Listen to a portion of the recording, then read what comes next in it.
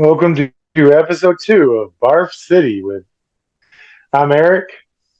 I'm Cloud Strife.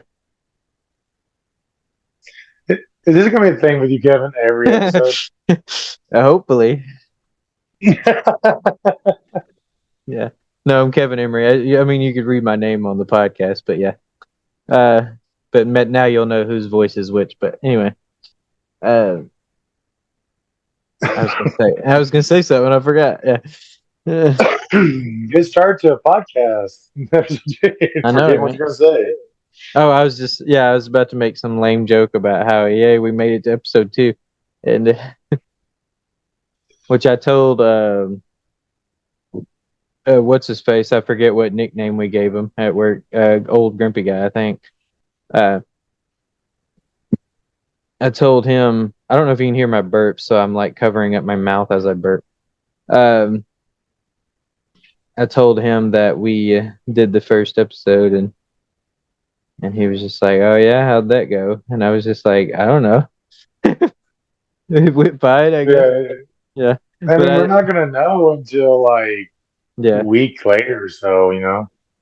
yeah. Which I looked up the analytics yesterday, I think, and it did pull up.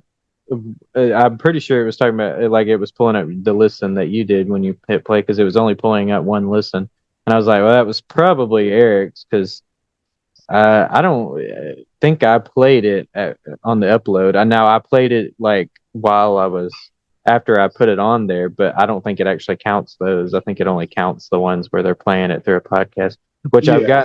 I've gotten our podcast on almost every single one now, except I'm having trouble with Apple because it won't let me log into my account because it wants me to um, verify it through my phone. But the problem is when I created an Apple account years ago, I had a different phone number, and I tried to put on there that I was like, well, I have a different number now, and it sent me an email like saying, oh, well, wait 2 days, and then we'll try to verify it.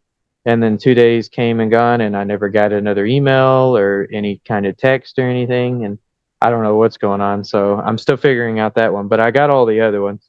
Well, all the ones that count anyway. So, and so it's on basically the podcast is now on more places than just Spotify. Now it'll be on, all the other Yeah. major ones except for Apple. That's the only one I'm working on that one. And Yeah, and leaving the I Apple to have to be a pain in the ass. Like, yeah, I need to also work on creating a YouTube channel for the podcast and then upload them on there as well. That way people, because some yeah, people only really listen to what podcast on YouTube, I know. So some people don't want to mess with going through a podcast catcher and stuff like that. They'd rather just find it on YouTube. So, yeah. so And speaking anyway, of Apple, hmm. real quick if I can. Oh, go ahead. Somehow they managed to, I don't know if it's going to be on any other streaming platform, but somehow Apple TV managed to get their hands on the new Godzilla series Monarch. Is that a good thing or a bad thing? Well, for me as an Android user, like, Android versus Apple, whatever, it kind of sucks because like I don't have Apple TV. I mean, I can get it on my Xbox or, on my computer and stuff, but Do they not have an app or something you can just watch it on? you can't on your so Apple has no apps that is on Google. Oh, okay. Um so basically for Apple products, for anything like their Apple TV or Apple Podcasts, if you don't actually have an Apple, an iPhone or anything Apple, it's the only other way to do it is like third party stuff like Xboxes and computers and PlayStation, stuff that don't have a connection to either Android or Apple. Right. So They you don't could have a still direct use it on your connection. computer though. Yeah, but I'm like, ah, I really am starting to dislike this like exclusive stuff Yeah, well, I know how because it's you are making it. with that kind of stuff. Well, the problem with exclusive to me is it makes things very like it makes your life expensive because you got to boil it down to if you have to get everything for all the exclusive stuff. Like even if it's just you use streaming apps as an example, you're paying $100 something dollars, if not more, just to be able to watch everything you'd want to watch on all Yeah. these streaming platforms. Well, the thing with me though is I'm so slow at watching shows and movies and stuff anyway that I even if they like created some kind of streaming service or something where they just were able to get everything on there, I would never be able to watch all of that. I would only be able to watch. I would have to pick like just a select of stuff because I tried, about a year ago or so, where I tried to get like just all I got were like two streaming services, which was Netflix and HBO Max. And even that was Mhm. overwhelming to me. I couldn't even keep up with everything on there. I was like, oh, there's too many shows. I can't keep up with all this. I don't know. I Well, have my no thing idea. is, I guess people just all they do is just sit around and binge watch, but I can't do that. well, So how I work is because, like, for me, I have a certain amount of shows that I like and that I'm yeah, in the mood to watch pretty actively. But I will take breaks from them after so many seasons and go to the next one in the list of this main group. But I have a bunch of these shows over here that I want to watch, but I get through this main group first, and then I make another main group. And like, I don't care if it's a year later. I'm like, everyone's watched the latest episode of whatever it is, and I'm like 2 seasons behind. I don't, I'll eventually catch up yeah, once it's its turn. So I play things like because I have a niche, a little tiny friend group of people that watch everything that I watch. Like in yeah, my friend group, I have a group of friends that only watch this kind of stuff, a group of friends that only watch this kind of stuff, or whatever. So I'm typically between my friends when it comes to talking to them, I'm ahead of them. I'm not ahead of the public, the rest of the world, but I'm ahead of my friends a lot of times on these shows. So for me, it doesn't really matter to jump from this show to this show every few seasons. yeah. I don't know. I if I jump to another show, I'll tend to like I'll tend to get distracted and I'll wind up not finishing the other shows that I started.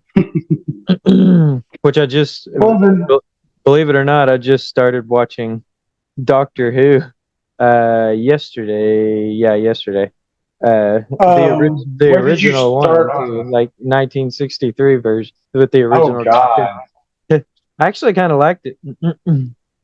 that's like I started that far back once Yeah, with my when I went to watch up and I got to the almost right as the 12th Doctor, the season for the 12th Doctor came out, yeah, and I caught up. So I managed to catch everything because they were recording the 11th Doctor series, the seasons with the 11th Doctor. And I was like, I'm gonna go back to it once the seasons for the 12th Doctor, is done.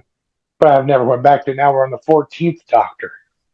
yeah, And I'm like, maybe I need to go back to this at some point, but yeah. I'm kind of just watching casually. In all honesty, I will probably never finish the show.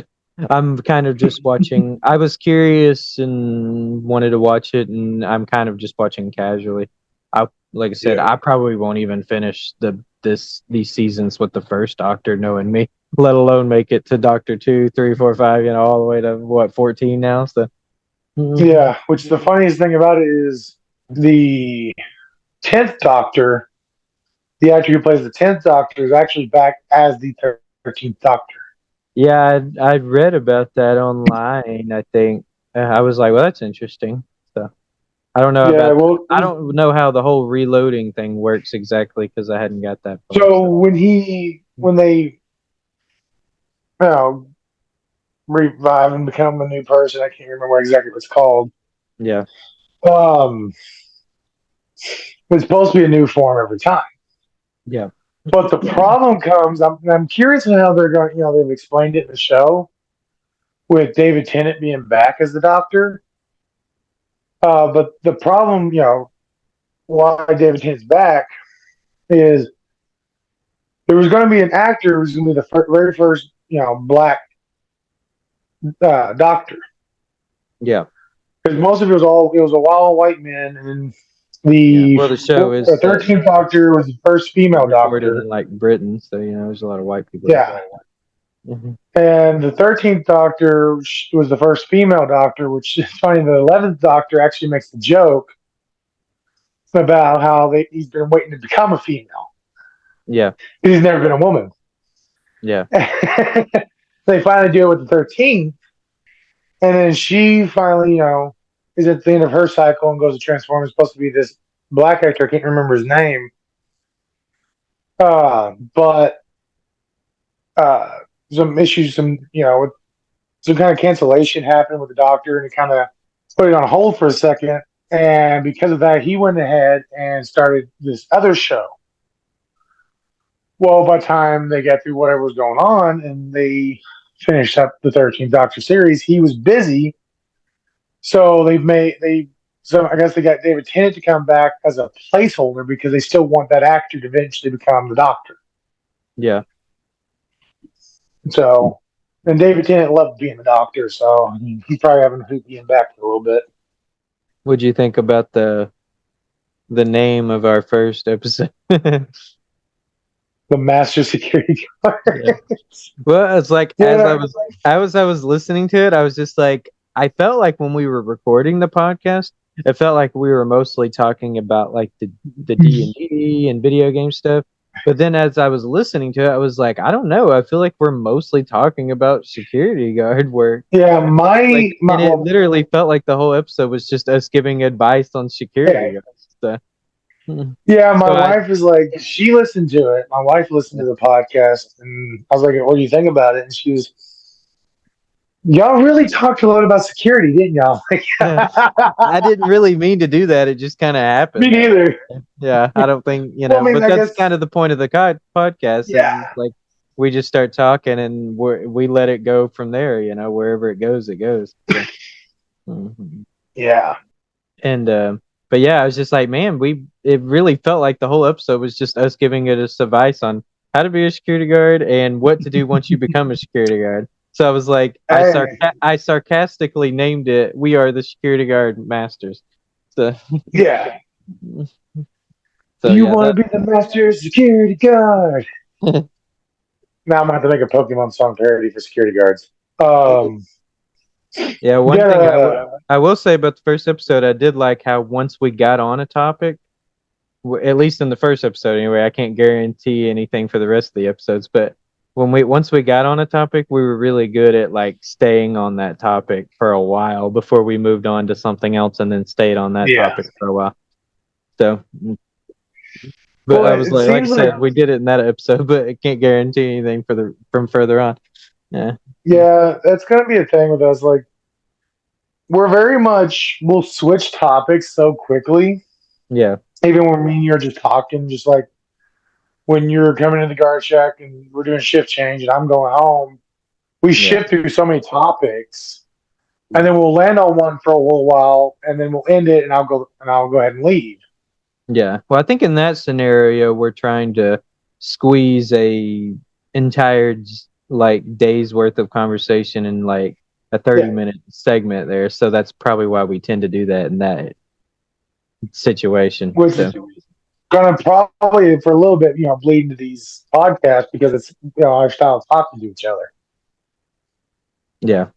Which, I mean, I guess it's not a problem considering this, how we created this is for us just to, basically do what we don't want to do. Yeah. Yeah. I guess I could finish my thought of what I was saying before we came on the podcast, but I was saying, because we were talking about working out a little bit, but so now this episode will be titled "We're the Workout Masters." No, I'm kidding. No. No, I was saying that like a lot of people, because I was saying I had like no upper arm strength, and that was even the case for me even back when I was in pretty decent shape. Like probably the best shape I've ever been in my life was like when I was in middle school, and even then I could like do barely manage to get to like 15 push-ups, and never was very good at pull-ups. Never was very good at anything to do with that type of strength. I was always terrible at it. But people were always surprised that I was able to bench press like so much weight, more than they think I would, because they'd look at like my size or something and they think, maybe maybe a little over 100 pounds, or whatever, maybe a little higher if he has some hidden strength behind it. I was like, but no, like I could bench press like over 300 pounds, and people were like always surprised by that. And I was just like, yeah, I have a lot of strength, I have a lot of leg strength, but I just don't have a lot of arm strength or upper body strength, really. So, which is I think is one of the reasons why I can walk so long without getting tired. So, You're saying bench press. Do you mean deadlift? yeah, like bench press with your legs, not with your What's arms. that? So, That's not deadlift, because deadlift is where you grab it and you lift up. I'm trying to remember the machine you're talking about. You're pushing it with your legs. It's called something specifically because the bench press is in the bench that you're grabbing, you're lifting the weights with your arms, lifting it well, up there's and two down. different types of bench press. There's one with your arms and one's with your legs. The one with your legs. And I'm okay with bench pressing with my arms. Obviously, like I said, obviously not as good as I'd probably like to be because I don't have much strength there. But yeah, the one with my legs, yeah, different. I can bench press quite a bit more. So Yeah. Well, like, yeah, I was very much like I had decent upper body strength in high school. yeah, But yeah, I was just like that. I had a lot of lower body strength, which was good, for me being a defensive lineman in football, and then, of course, with wrestling and stuff. It was kind of weird. Like I could do some decent push ups, but I couldn't do a pull up to save my life. I don't know if it's because I'm so tall. Even in high school, I hit 6'4" in high school, yeah, and I just get like the pull up bars. I could still grab with my arms halfway bent, with my yeah, legs straight, which is the ground flat, and I just could never get that quite like pull my legs up as I try to lift. It yeah, was way too awkward for me to do a pull up. yeah. What Like were I could sit those? there and hold myself and just Yeah, hold. I was about to say, what were those ones called where you had to pull yourself up, like your chin above the bar and like hold there? I can't remember what that's called. There's a But chin up. yeah, I thought the chin ups were the ones where you went all the way above your chin and then went back down, just like a pull up, except with your chin. So, but maybe they are called chin ups. I don't know. I don't know. But yeah, But, like workout names are so weird to me. yeah, a little And bit.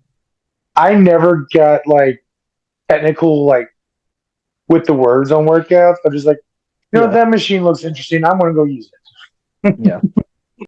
I was With my always coach. I was always pretty casual with working out anyway. I mean, I knew guys in high school that talked about it like it was their religion or something, and they would, you know, they were like, well, how much can you bench press with your arms? And it's like, well, I can do this much. It's like, well, okay, so you can do this much because you have to add this much because of the bar weighs this much, and they get all into it, and I'm like, okay, calm down, you know. Yeah, you have a 45-pound bar. You have Yeah, 50 yeah, pound weights on each they end. were very technical about it, yeah, and I'm like, man, I don't do math.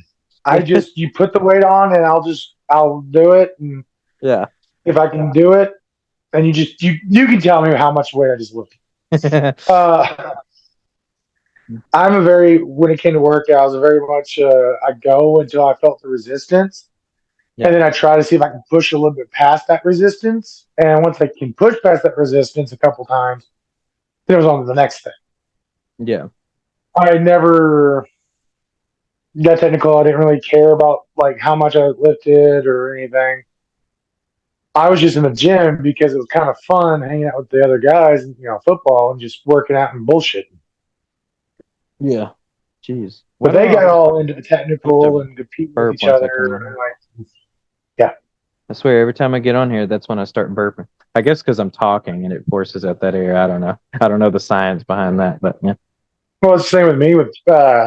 I start coughing when I start like even if I Yeah. get get on Well, the coughing, that makes sense, but yeah. Mm.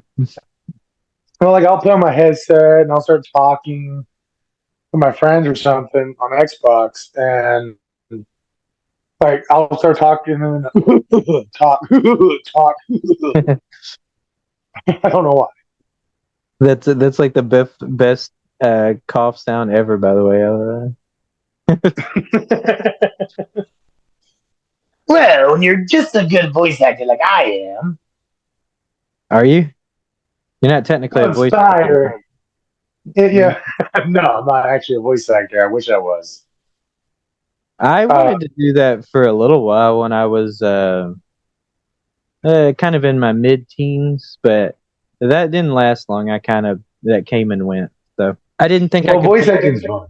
Yeah, didn't think I could pull off enough variety of voices. I mean, I can do some wacky voices. Well, at least I could at the time. I hadn't practiced in forever, but I didn't think I could pull off the variety that would probably be needed for that type of job. Yeah. So, mm, Well, I mean, there are voice actors out there that are like only like a three, four character roles, but those yeah. characters are so I feel like iconic. that's probably because they got lucky and they got hit characters that in shows that got popular or whatever. So, Yeah, that I mean that's basically how voice acting works in general. It's like yeah, either you sound similar to a bunch of different characters in these lower tiers and you make decent money, or you get lucky and you get this one iconic voice and this one iconic role that just takes the hell off. This role, it just becomes iconic and you're stuck to it. yeah. Like, It's kind of like that in the acting community too. Sometimes people yeah, get typecasted and then people just cannot see that actor as anybody else but that role. Even if they play other roles really well, they're like, yeah, we just can't see you doing that. This is who you are now. So, and then that kind of irritates me. Like, I get it, yeah, and I used to be the type of person that, like, I didn't like recasts.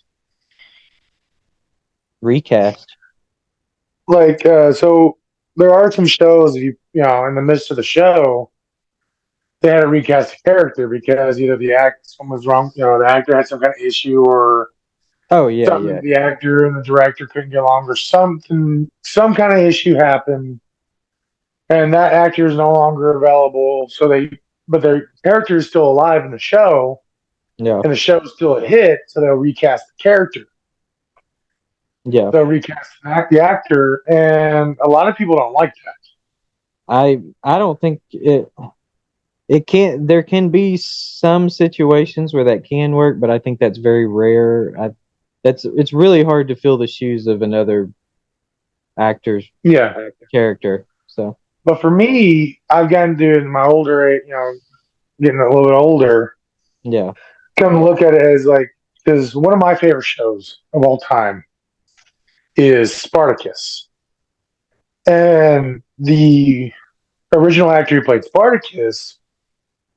So after the first season, he got really bad sick, and so they did a prequel season to let him get better. And he thought he was good and was able to start acting again. He was feeling a lot better. Everything was good. And then in the filming of their third season, technically, because they had the prequel season, that season two, he passed away. He got worse and passed away. Well, yeah, Spartacus was still a great show. Well, they recasted they got a new actor to play Spartacus, and yeah, big shoes to fill, but he managed to do it. And you got to give these people the chance. Like, if something goes on, like I would prefer a recasting over the show just dying. yeah. That's where Well, I've gotten to a point in my and life. sometimes there are ways around that. You could always write the character off in a way, either by death or maybe there's stepping away from whatever it is that they're involved in that show. The character is leaving or whatever, and then you get sort of a new person, not the same character, but a new character to fill that spot. I know some So shows. that's still hit or miss with people. Like, Yeah, and you some also got to people be careful still with don't that. even like that. Yeah, so. Yeah, because you got to be careful with that part aspect because, like, But if I'm more. it's because an I actor find that. passed away, if it's because an actor passed away and you have to quickly off screen write them off, that will Yeah. piss off people. A lot of people hate that off screen write off between I would seasons. rather, yeah, me personally, I would rather them just create a new character to fill that spot. That's just me though, but I know everybody has their opinions on that. So Yeah. even if it was a quick Well, kind of rough write where it was like, well, I don't, this doesn't really make a whole lot of sense, but I'm willing to kind of yeah. make it work in my head in order to keep the show going, you know? So Well, that that's, works out in shows that aren't like following the story. Like if you have a yeah. TV show or movie that's following a comic book, you can't do that Yeah, well, as yeah. easily because If it's following a pre-existing story, yeah, that's a little bit of a different scenario. But yeah, I mean I if say it's a that, but new like story, yeah, then that's different. Yeah, yeah, but like I say that, but like The Walking Dead pulled that off. yeah, It still irritated people, but like because Carl in the comics, spoilers for anybody that hasn't read the comics of The Walking Dead or watched the show, if you're into that stuff, sorry, spoilers. Um, Carl in the comics lives to be an older man. yeah,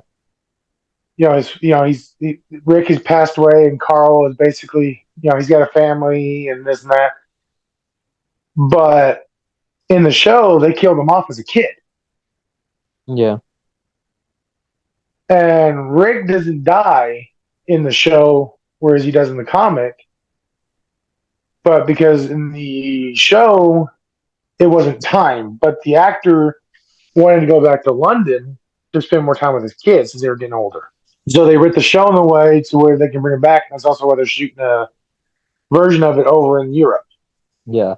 When that Try to bring him scenario it back. probably worked better because there's probably I will admit I don't know a whole lot about the Walking Dead community, but Mm-hmm. I would imagine there's probably quite a few people who only watched the show and never read the comics, so it probably didn't bother them too much that they did that. So as I mean, even though Yeah, people there's a said lot about it, of Walking Dead. It's a lot of only show watchers, not comic yeah, readers. yeah, But like, there's also another death that was funny. It's not well, the death's not funny, but the reason it came about. yeah, So the actor who plays Abraham, the big ginger guy, great actor, great character. He didn't like the way his character dies in the comics. The way his character dies in the comic, they actually, it turns out when I was reading this, I was like, wait, they killed off another character the way he was supposed to originally die. What the heck? yeah. They And killed off like, sometimes that can happen too, yeah, in a show or a movie. Sometimes they'll change something in the show or the movie or whatever, and then some people, maybe not everybody, but some people sometimes will admit that they actually like that better than the way it was originally. I've seen that happen a few times too. yeah, because he didn't want to die the way he was supposed to die, which was to get shot in the back of the head through his eyeball Yeah, by a rogue arrow from just some out there character. And so they opted, instead of just Glenn dying at the hands of Negan, both Glenn and Abraham was killed by Negan at the same time. yeah. He's like, I would rather be brutally beaten with a barbed wire baseball bat than shot through the back of the head with Oh an wow. arrow.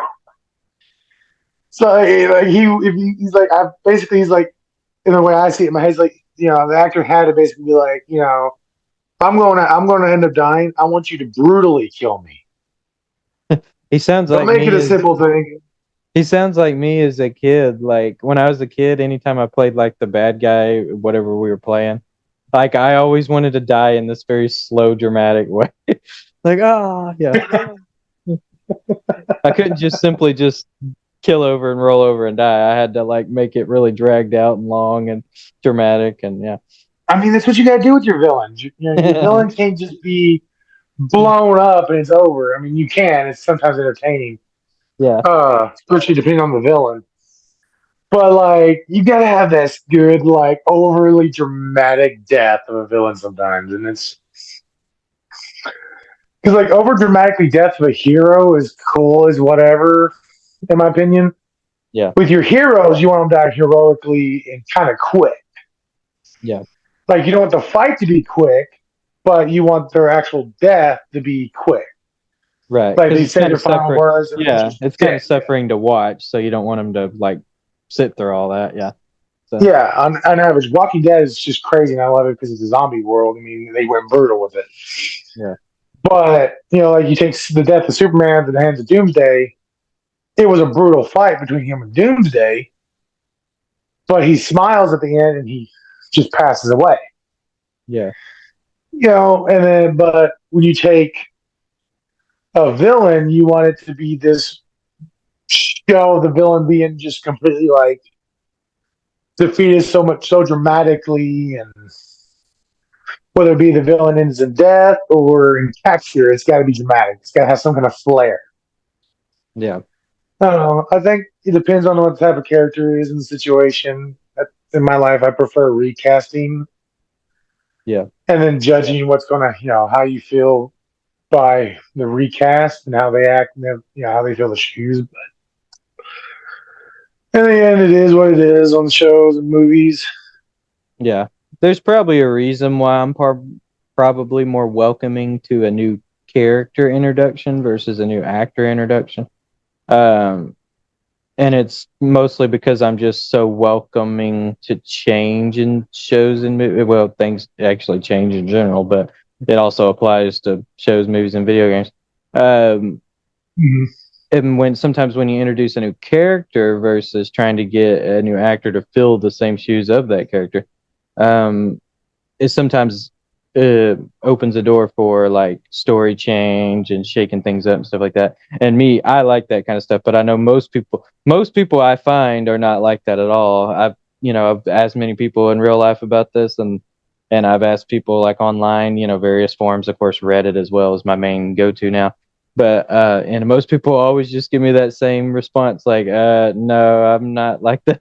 That they always think I'm weird because I'm like that, and I'm like, yeah, I guess I am. So Well, for me on that, it's like if it's a show that is just off someone's head, that the writer just came up with the show, it's not based off anything. Do what you want with it, and as long as it's yeah, entertaining, I'm gonna watch it. yeah, But if it's a show based off of something, like I said, whether it be comic, a book series or whatever, you gotta pick and choose how you're gonna work that.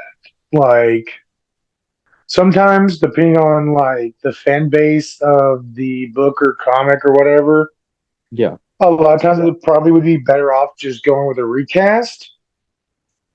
yeah, Because like the Tim Burton Batman series did it well. Like there were so many different Batmans that was tied in this one universe.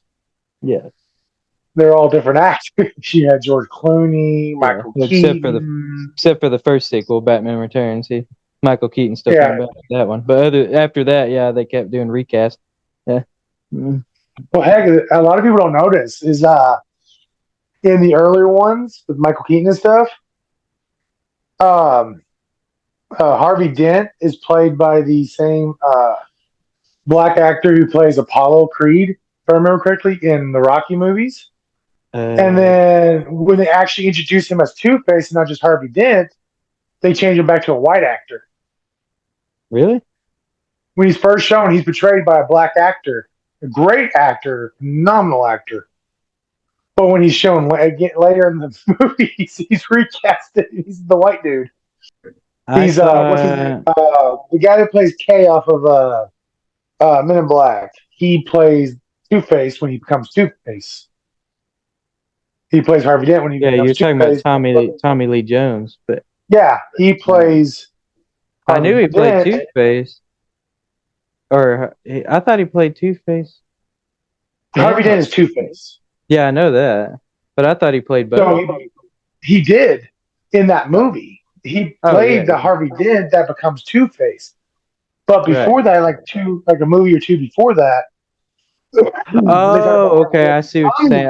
I was so yeah, I thought you were talking about in one movie they switched up the no, actor. I was like, no, what? they switched the actors I up between remember it like just being one Tommy or Lee two Jones to the movies. whole thing.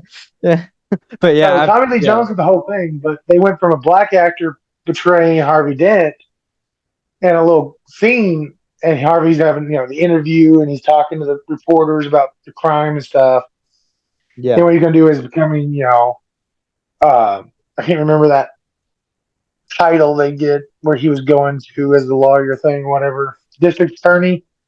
I Yeah, I think it believe was. so. Yeah, I believe so. And it's it's a black actor, the guy who plays Apollo for Rocky, and then all of a sudden it's Tommy Lee Jones being Harvey And Dent becoming Two Face. that was in Batman Returns, right, where the black guy plays Harvey Dent, right? Yeah, I would let me double check that. Because it's Batman Returns, and then the one with Val Kilmer as Batman. What's the name of that movie? Batman Forever or whatever. And then yeah, of course then they got Batman and Robin with uh George Clooney. Clooney. Yeah. Mm. I haven't seen those movies since I was like a kid. So. Well, kinda. I did rewatch the first Batman, the 1989 version, when I was like a teenager, I think. So, and that was the last time I saw it. Yeah, But I didn't rewatch any of the sequels. I just watched the first one. I'm not the biggest, Batman fan. The only Batman movies I actually like are the Dark Knight ones, and that's mostly because they don't really feel like Batman movies to me. So, yeah. Well, like it was Billy D. Williams who was Harvey Dent, oh, okay. and uh, so apparently, I don't even remember that part with Harvey Dent in that movie. That's interesting. yeah, So I was pretty young. I probably had no idea what was going on at that part. I was like, "Who the yeah. heck is this supposed to be important? What the hell is this all about?" Yeah, Like I didn't notice it until I was an adult, but yeah. like apparently because Joe Schumacher came on set and he, I guess they decided to do Tommy Lee because Billy was too heroic looking. Oh, really? Yeah, he wanted to shift it up because I guess Billy just portrayed heroicness because Billy was also he wasn't the guy who played Apollo. He was the guy who played Star Wars. Oh, I'm about to look. Star The Wars. one that's yeah. Look, I'm horrible at remembering names. Oh, okay. It was Batman that he was in as The original trilogy? yeah, in the original trilogy, he played Lando Oh, yeah, Calrissian. I know who you're talking about. Yeah. Yeah, he was in Batman. Oh, I It's don't the even one that has remember him in that movie. Like I said, it's been a yeah, it's the while. one. Yeah, because it's the one with Jack Nicholson's Joker. Oh, he was in the first one. Yeah, the very first Yeah. one. Because and then they had their second one, which introduced Tommy Lee Jones, the Two Face, and the Riddler. Yeah, because Jim Carrey plays the Riddler.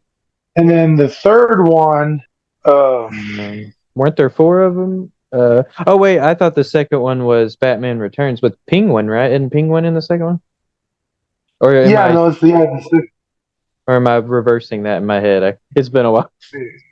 another Penguin is in one of the early ones. Yeah, because that's the one where Michael Keaton actually is still Batman in that one. And then, Yeah, you have but the yeah, 1989's Batman, then they switched to Val uh, Kilmer for a while.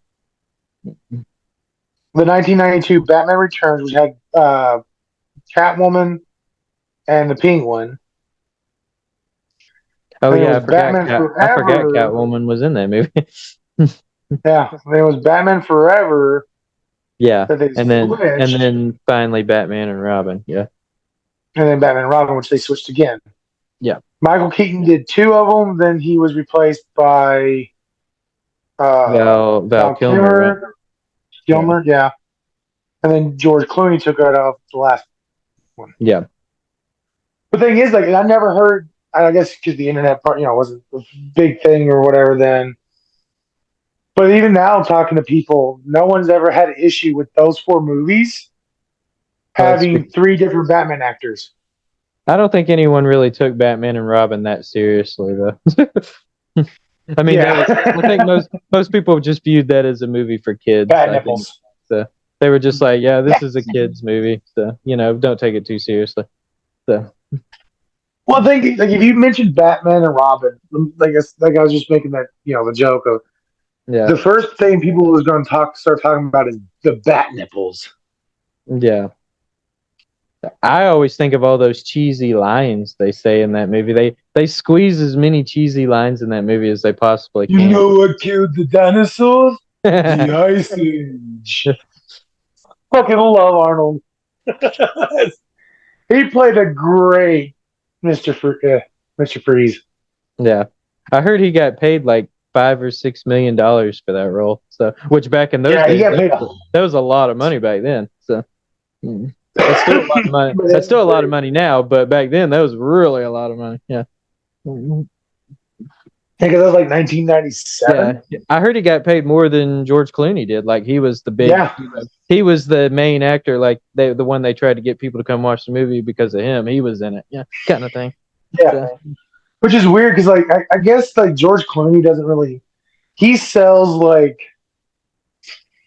he can sell an action movie yeah, in his younger age, but like he was kind of like Mel Gibson. Like they could do action movies, but they really sold their sexier movies yeah. Which I like because George they were Clooney. very sexy icons for that age. Yeah, I mean, I still like. are. There's still people that think they're the Yeah, sexiest yeah. They motherfuckers in have the that world. old silver fox kind of look. Yeah, Yeah, yeah. Which I like George Clooney. He's a good actor, but I mean, I would argue the issue with that movie was more the writing. But I think George Clooney did the best he could with what he was presented with. So. Mhm. kind of like another actor that people give a lot of shit to, and in a certain movie that irritates me is Ben Affleck's Daredevil. It's been a really long time since I've seen that movie. Yeah, Bro, that movie was honestly the acting was great in my opinion. yeah, Hot take for probably a lot of people, but the story was shit. yeah. I think that was my big issue with that movie. I felt like there wasn't much of a story in that movie. No, So it just kind of felt like things were just happening. yeah, but what was happening looked good on the screen. Yeah. It reminded me of the same issue I had with the Elektra movie. It was cool looking Yeah, and I liked a lot of the scenes, but the overall story was just kind of boring. and So, that's the continuation from the Ben Affleck's Daredevil yeah, because that's the same actress of the lecture, and she talks about Ben Affleck's Daredevil. yeah, Like, but that will still have my one of my favorite Daredevil moments where since he knows where he's going because his super hearing, but when he runs into her in the coffee shop to flirt with her, and he's like, "Can you pass me the? I think it's the sugar. Handing the sugar." She's like, "What are you?" And she looks at him. He's like, "Blind? Yes." He uses the fact that he's technically blind, because he can't yeah, actually see. He's blind to move in on a girl that smells attracting to him. yeah, I don't know how she's attracted. How he can tell she's an attractive person when she just walks in because the sonar doesn't work that well until like a lot of sound. yeah. But I think it's apparently one of those, yeah, it's one of those moments I think you just have to kind of roll along with the scene. Yeah, yeah, it's Daredevil. He can yeah, do all kinds of things. It's just, but the overall the movie sucked ass. But I like the acting. They're great actors. I mean, yeah. you had crap. What's his name? He plays the assistant guy or whatever to Tony Stark in the Iron Man movies. Slash security guard. I don't know. The heavier set dude that oh, what's his name? He's a phenomenal actor and he does great directing. I can see his face. Um, this is what's great to have the internet. I was supposed to say you may have to look it up. I don't know. My phone wants to work. John Favreau. Mm-hmm. Who is that? If I remember correctly, he was in the Daredevil movie as uh, Foggy. Yeah, Foggy Nilsson. He was Daredevil's best friend.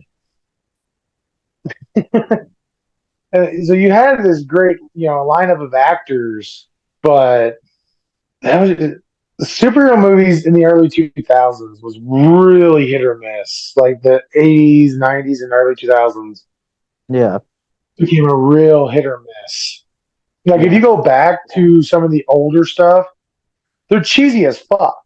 Like Yeah. they're completely cheesy, but they're Yeah. great movies or shows. Movies back then, like, I mean, I would argue a lot of crime fighting movies in general were kind of like that. They made them very toyetic, if that's a word I can use, because back in Yeah. those days, back then they made most movies made their money on merchandise like toys, shirts, and stuff like that. Mhm. Nowadays, movies make more money actually from the movie itself. So, uh, but back in those days, they were trying to cater to like a younger audience that would be willing to buy all these toys and action figures and stuff like Mhm. that. So it doesn't surprise me that superhero movies really tried to cater to that audience a lot. So Yeah, like, well, I mean, you go back to like, oh, I'm gonna say the '50s with like Superman movies or show, yeah, what it was.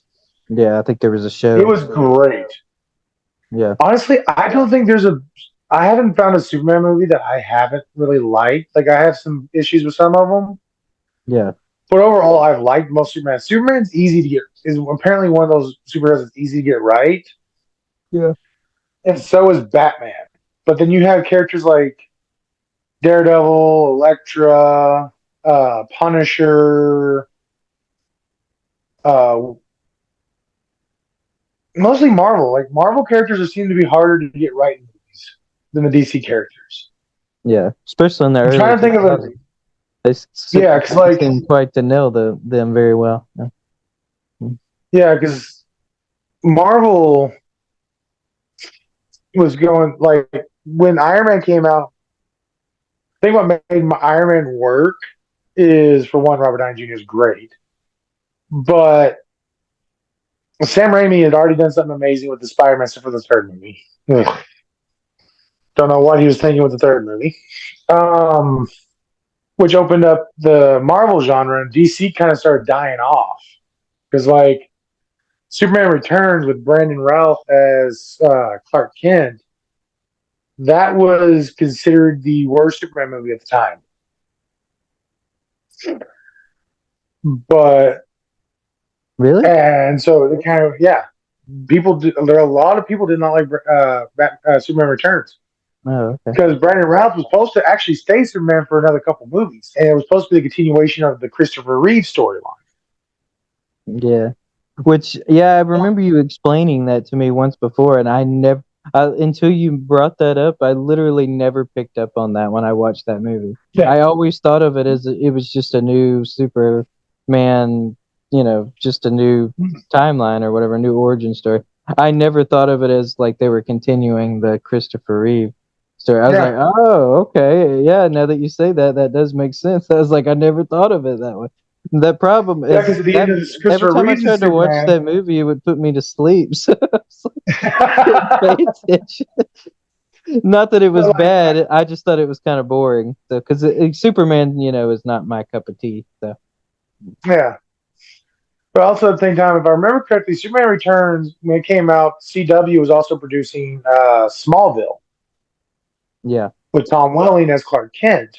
Yeah, I might need to fact check that, but I think those were that show and that movie were around the same time, and that sounds about right. Yeah, people people flocked to the show because it was more of a grounded Clark Kent. yeah, Because he couldn't fly yet, he was just learning his heat vision and all his other powers. It was great going through the storyline of Clark Kent and seeing stuff that we only were hinted about in the movies. But the thing what also didn't help with Brandon Routh is people knew that he was trying to. It was a continuation of Christopher Reeve, and Christopher Reeve was such an iconic Superman. You know, he didn't want the padded suit or whatever. So but he thought he needed to be bulkier, so he started working out for that role. But he was such an iconic Superman that when Brandon Routh was taking that mantle, Brandon Routh, like watching in the spoilers for anybody that hasn't watched the new CW Arrowverse stuff, which is now ended, the Crisis on Infinite Earth event, seeing Brandon Routh come back as Superman, and he is still a continuation of the Christopher Reeve Superman, just so much older in the Kingdom Come storyline. Oh, really? And he's still, yeah, they gave Christopher Reeves' Superman the Kingdom Come storyline ending, which is one of the greatest Superman, in my opinion, in comics. Because this is a Superman that lost everything. He lost Lois Lane, he lost his kid, all because of the Joker's attack on and a bunch of his friends because Joker attacked the Daily Planet. And he stopped being Superman for 5 years, came back immune to kryptonite, no longer weak against magic.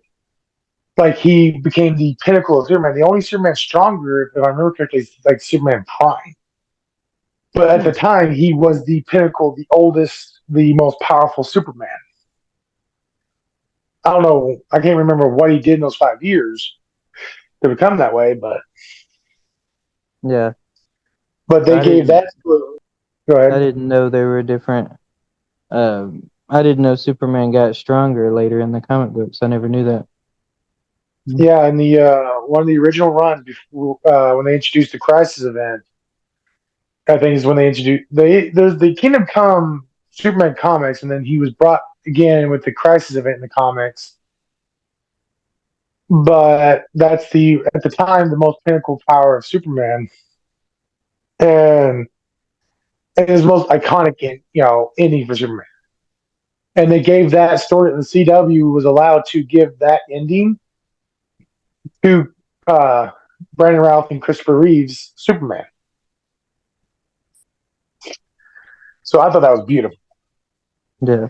So it kind of irritated me seeing, Brandon Routh, put on the cape and the iconic S on his chest again, knowing that they could have had so much more, like movie-wise, with him after the Superman Returns, because they had already started planning the second movie after Superman Returns, but it just flopped so hard that they couldn't even continue to this next movie.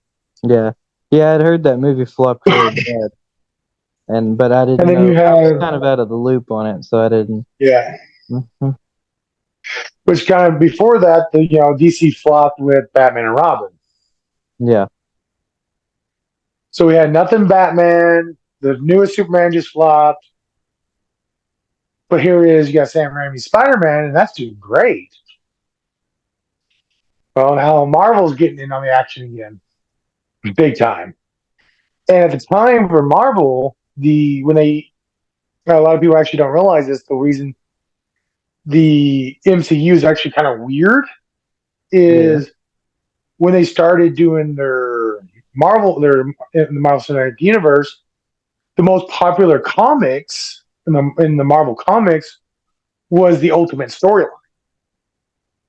With the Ultimate Nick Fury, who was black, the Ultimate Spider-Man, Ultimate Iron Man, it was the Ultimate storyline.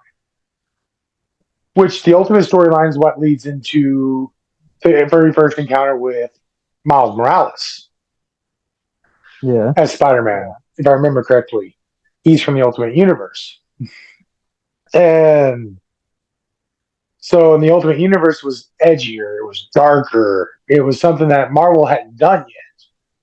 Because Marvel of the two, between Marvel and DC, Marvel was the lighthearted and more kid-friendly most of the time. But so they made the Ultimate Universe, so it came in the right time with that edginess in the 2000s. You know what I mean? Yeah.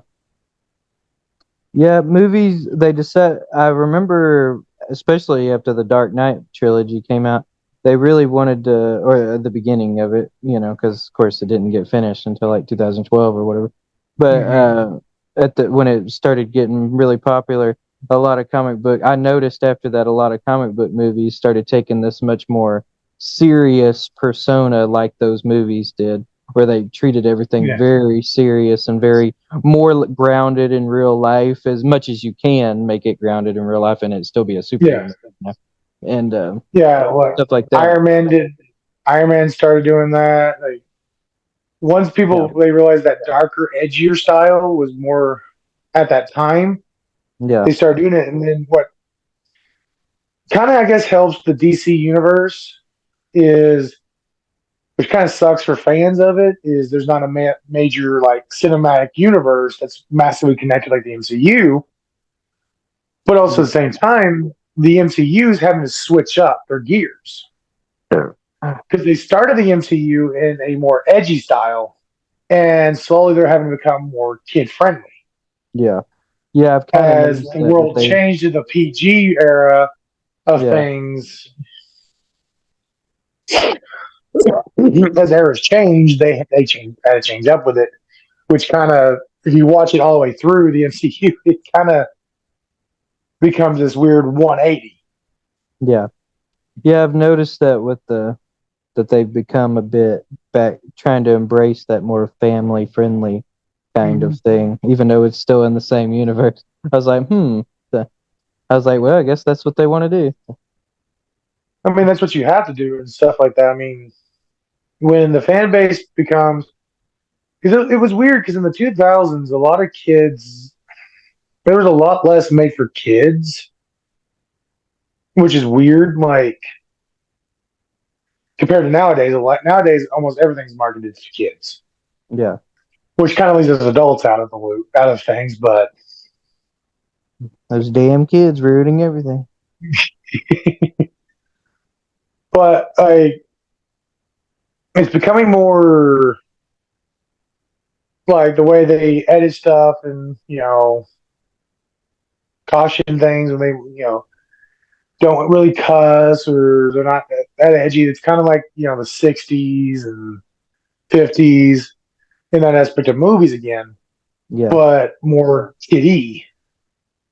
yeah, Whereas so I guess when you grow up between multiple eras, it kind of becomes a whiplash for you into the next yeah. era.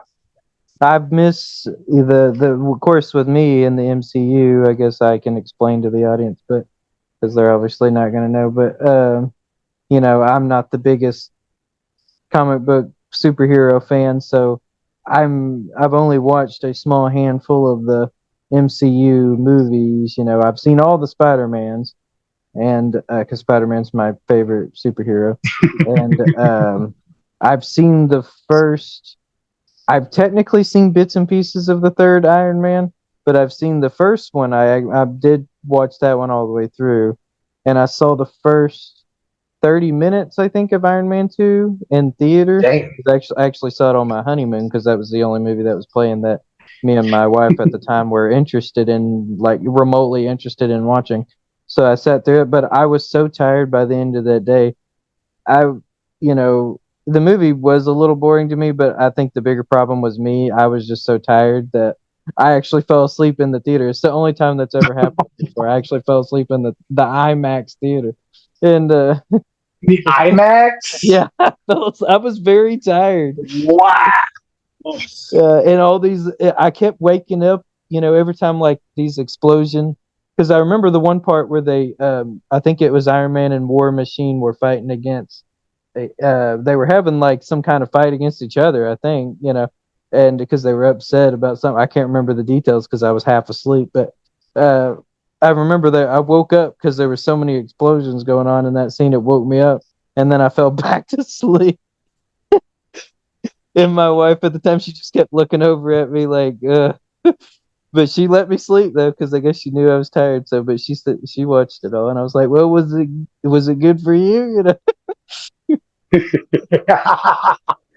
I think this is like so there's only two scenes that Iron Man and War Machine share really. Yeah, And the first scene is when Tony's getting drunk because he thinks he's dying or whatever.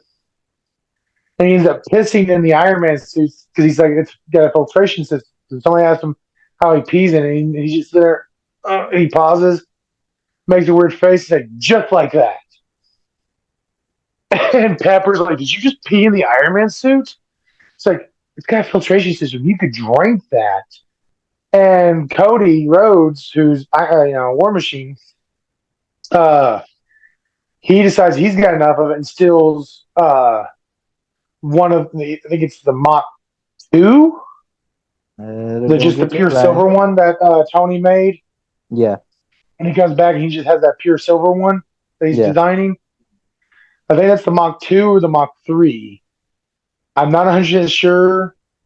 I can't remember which one's all the Machs, which one's the numbers. But he takes that and he beats the crap out of Tony because Tony's drunk. And tells Tony he's just taking off with it. And they outfit it with Hammer Tech machinery and become a war machine. And then later they have to fight together against these robots that the main villain is controlling to fight them. Yeah. Which I always found it funny that they turned War Machine into Iron Patriot.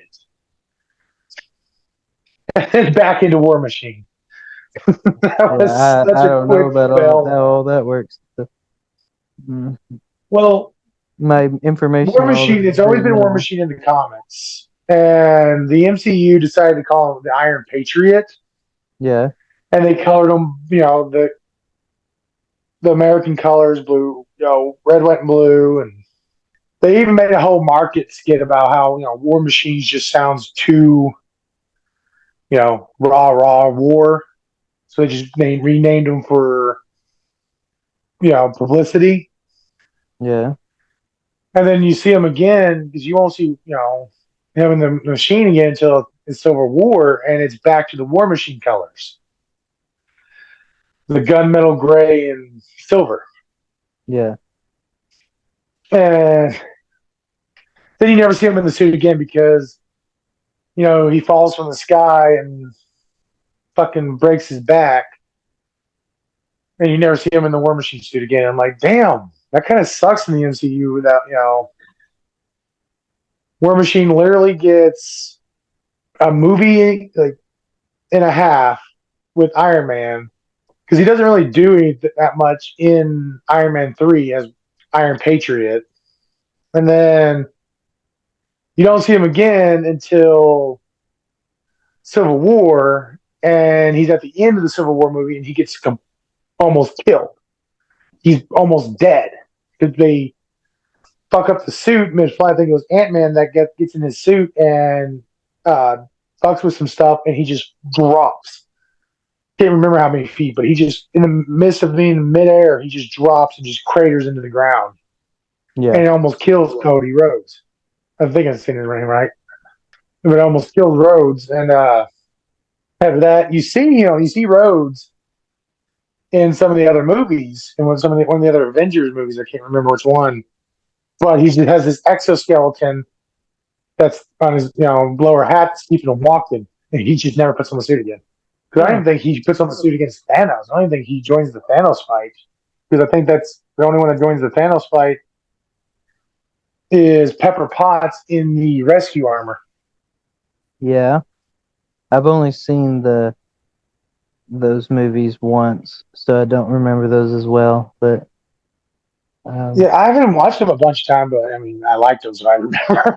Yeah, those were others I've seen. I've seen all the main Avenger ones where they all come together, or at least all the ones they want for that movie come together. I've seen all those. Now I've only seen the first one was the only one I watched more than once. The first Avengers movie, and then I've seen the Age of Ultron only once, and then which one was it? It was Infinity War and then Endgame, right? Yep. And I've only seen those two once as well, so I don't remember the sequels quite as well as the first one. And then I've seen Civil War many times because that was one I actually liked. But that's of course is a Captain America movie. That's the third one, I think, right? So Yeah, because it's Captain America, But it Captain kind of America, feels like an Avengers movie, so Winter it's Soldier, and then technically Captain America Captain Civil America. War. Yeah. Yeah, that irritates me because, like, as a big nerd, I did not like the way they set up the Civil War. Because in the Oh, really? comics, the Civil War is set up. So, yeah, the original way the Civil War went was in the comics. So they started this Hero Registration Act. The government wanted to put out the Hero Registration Act, which would force all superheroes to register who they are with the government. Yeah. So the government can know their secret identities and keep them counted for this and that or whatever. Right. Well, the funny thing about it is Captain America being the soldier was against it, and Iron Right. Man being the entrepreneur and I all that I was kind of for it. thought that too. I remember when watching the movie, I was like, you'd almost kind of think it'd be the other way around because it's Captain America, you know. But yeah. No. Yeah, which in the movie, But I the guess Civil he War did grow up in a movie, was different all time about. period. Yeah. So. Well, the movie is all about the fact that Bucky killed. Uh, while he was mind controlled by Hydra, he ended up assassinating uh, Tony's father and mom. Right. Yeah, that kind of got intermixed in with it. Yeah. Yeah, but that was the main concept, and that's why it was Captain America's Civil War because it was all about Cap protecting Bucky from Iron Man, and the whole group splitting up because one group agreed with something with Cap about it. It never, the Civil War movie never made any sense. You don't think? No, it made no sense because they were fighting because the government wanted to arrest Bucky. Right. Cap said no. Right. And Iron Man told him yes. He, even though he was mind controlled, he still committed crime. And then it became worse when Tony found out that Bucky assassinated his parents. Well, they get into the fight and they end up getting the event, which half the group of the Avengers on their side in that fight because Yeah. half of them agreed with Cap that Bucky shouldn't have been punished for his crime, which is also why Scarlet. The only person that made sense on choosing the side was Scarlet Witch, and that's because she was a criminal first, and they accepted her. Right. Her choosing Cap made sense, but like Wanda, Black Widow only chose his side because they were whatever, they were good friends or whatever, and then of course Hawkeye only joined because Black Widow was on his side and he's friends with Black Widow. When everyone else was going against him because they see that Bucky should pay for the crimes he committed. Yeah. He still needs to pay for those crimes. Yeah. In some kind of way. And because whereas Wanda, she went after a different country, Bucky went after multiple countries. Yeah. Because Hydra, the Nazis wanted to control everything. Fucking I hate Hydra. So it made no sense to how the reason for the fight in the end. I mean, To me, it's a disagreement. So it was just a disagreement that turned into them almost causing their own friends to be killed by each other. Well, people do that sometimes, even in real life. I guess. I mean, people have literally. But, I mean, I've never gotten into a fight with my friends that turned into one of us being hospitalized and paralyzed from the waist down. Well, maybe not that extreme, but people have stopped becoming friends. People have legitimately stopped becoming friends over a disagreement. There are family members that won't even talk to each other because of disagreement. Because of the stupidest things, yeah. Yeah. And I'm like, it's so ridiculous. And that's what irritates me with that movie. It kind of perpetuates that. Whereas in the comics, they actually had a reason to fight each other. Yeah. Well, that does happen in the movie. It's just that's kind of because Tony Stark and Captain America were talking about that portion in the movie, but of course, yeah, the movie is mostly focused on Bucky. But They do talk They about, kind of skim over the Hero Registration yeah. Act, and it's I never think brought they up again. just, I guess the movie they felt like maybe him, whether he should be a face trial or not. I guess maybe they felt like that had a bit more meat to it. I'm not sure, but The yeah, thing I is, mean that concept still is there. It's just not touched on Mhm. probably nearly as much as the comic books Yeah. do. Whereas the So, comic book, it was all about the Hero Registration Act yeah. and Tony and Cap getting into it, and the other heroes not agreeing with Another it. thing is the way I saw it is when watching that movie. It's been a while since I've seen it. I should probably rewatch it. But Yeah. Captain America, what I feel like what was going through his head too was it's like if he lets this happen, like let him face trial and everything. That's kind of like step one into giving in into this system that they want to do that he doesn't want to be a part of. So.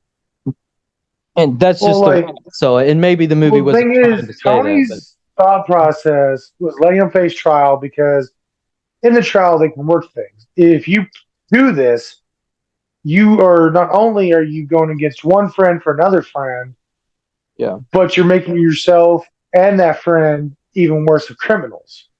yeah. Which is what is irritating about it is Cap knows that running makes him a criminal. Well, let me ask you this question: should Iron Man should have he have faced trial for Ultron? Yeah, And was he willing to and do that? he I guess they never addressed it, but would he be no, they willing never to do addressed that? that, but he should, Yeah, in my opinion. But they yeah, kind of do it as a way of he's beaten down by his own friends about it, and then yeah, they fix it. They fix the problem he causes. yeah, But I still believe Tony should get in trouble for creating Ultron, yeah, just like he should have gotten in trouble for building the Iron Man suit, showing up in a war zone, an active terroristic war zone, and interfering like a mercenary. yeah, And which you mean he does go on trials quite a bit in the Iron Man series, but he's able to weasel his, he talks his way out of it, yeah. and that's the whole process in two. And the government tried to get him to turn over all Iron Man suits, you know. But I still think Tony should get Well, in I trouble feel for like a few things he did. Yeah, I feel like in those situations, Tony had an advantage because he's got all that charisma and stuff. So I think it helped him wiggle his way out. But I don't think it Yeah, would have been quite the same for Bucky. I don't. I think it would have been. They would have probably been harsher on him. I think so. yeah. But that's just And my I don't opinion. remember in the comics how if Bucky is the reason that Tony's mom and dad were killed. If Bucky assassinates in the comics, I don't remember that. I'd Yeah, have to look. But yeah. if it wasn't if that wasn't the case in the comics, then that was kind of a stupid thing in the movie to do, in my opinion. Yeah, they I were mean, it made the probably. drama. Yeah, they were It trying to added to the tie in drama. more drama, I guess. So But the original Civil War, which they could have made even more money over that, the Avengers Civil War instead of being Captain America Civil War, yeah. and because with the whole Heroes Act, because like I was always irritated that Iron Man brought Peter Parker into that fight. Oh, really? He was like the Spider-Man best had part of the movie, though. he was not necessary for that fight in Civil War. Yeah, he was like the best part of the movie, though. He was the best part of the movie. I loved him in the movie. Yeah. But if you look at it, like he brings a 16-year-old kid in on a fight that he had nothing to do with. Yeah. You know, Hey, you got to start at some point. child endangerment. But in the Civil War comics, they get into it, and it becomes this big old showdown between Iron Man and Cap about their Heroes Reservation Act. And heroes start choosing side because some heroes believe in it and some heroes don't, and the government's trying to push it. And they want the heroes on board Right. with it to make things easier, but with the group of heroes not being aboard and doing everything they can to get rid of it, the heroes that were on board are trying to defend it. Yeah. So it becomes this whole fight. And the funny thing is, Spider-Man was actually on Captain America's side in the comic books of war. Oh, really? Yeah, because he was against the Hero Registration Act.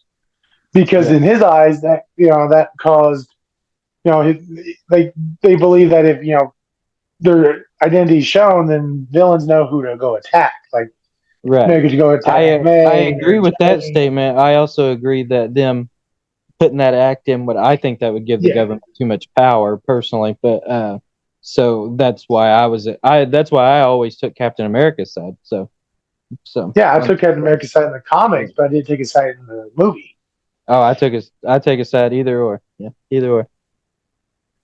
Because like in the movie, it's all about Cap not wanting his friend to be in trouble. Yeah, yeah, I In the agree with him on that one. comics, he's all about wanting to keep the heroes safe from the government.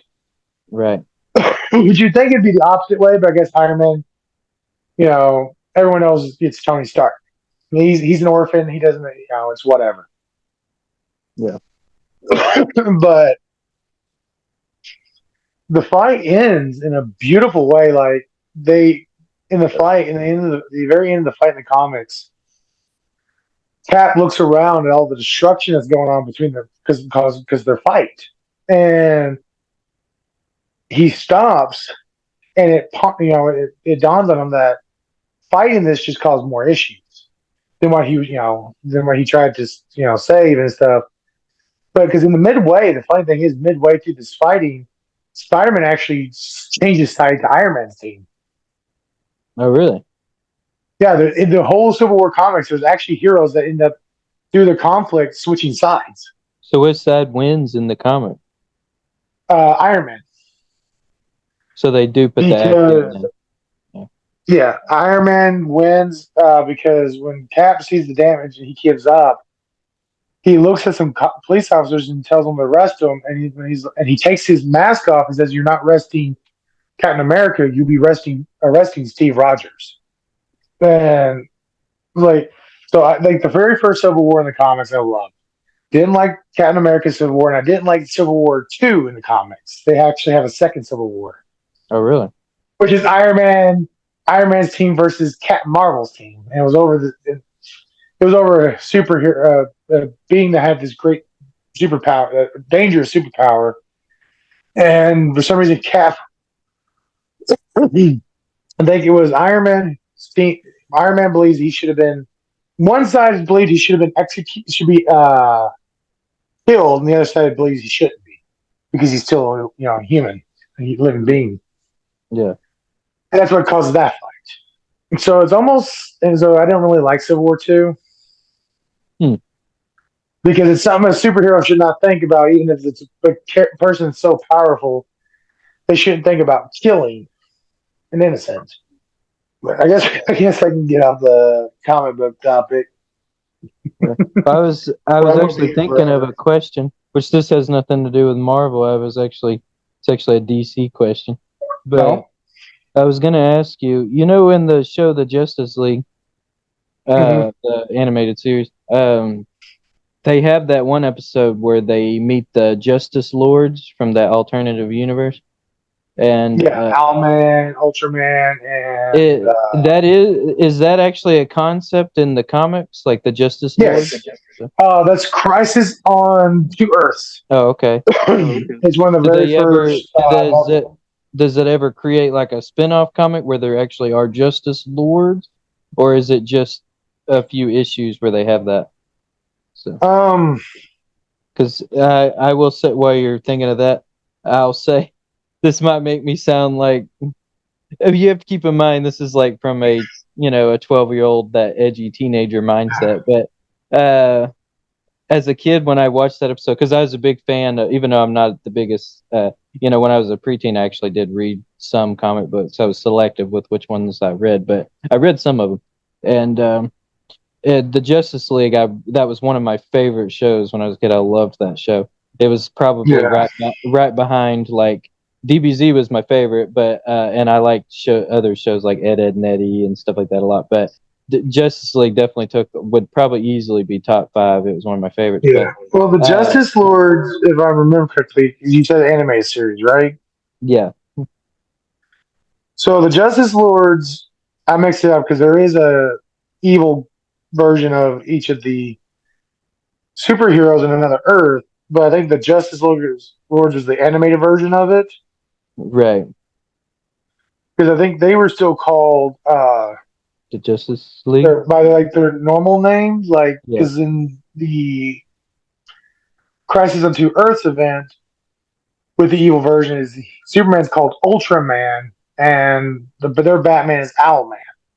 Yeah. And but I can't. I don't think the Justice Lords have their own comic the way they were built in the anime Yeah. series. I didn't think they did, but I was kind of curious if that ever, or maybe that was something that was ever taken into consideration or anything. So, mm. But yeah, I will admit when I saw that episode when I was a kid, like I loved the Justice League and stuff, but like I kind of liked the Justice Lords better because, like I said, you have to think this is from like an edgy preteen mindset, and so I Yeah. was like, "Oh, this is so awesome!" I was like, Well, I love the I Justice kind of Lords wish the costume. Justice Lords kind of had their own show. That would have been so cool to watch. So, Yeah, my thing is the Justice Lords. I really love their costumes, but yeah. Oh, their costumes were remember badass. correctly, the Justice Lords were created differently than the original evil Superman and Batman, all them. Oh, You okay. know, Ultraman and Owlman. Because in the Justice Lords, they became their way because of Lex Luthor. You're right. Uh, I remember the beginning of Lex that Luthor becomes episode. president, Yeah. and he does something. He's talking about, like, I think it's nuclear warfare. He's trying to get into, Yeah. and that's that universe. That Earth Superman just decides to end his ass.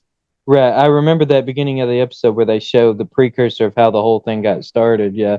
Because Lex Luthor is kind of taunting Superman a little bit, saying, "Oh, you'll never, be able to do anything about it because blah blah blah." And Superman, yeah, he finally takes the stand and just kills him. Yeah, with his X-ray or with his laser vision. So, Yeah, because the original and thing that that the kind of Justice League were began kind of the copied yeah. off of is called the Crime Syndicate of America, and they basically just.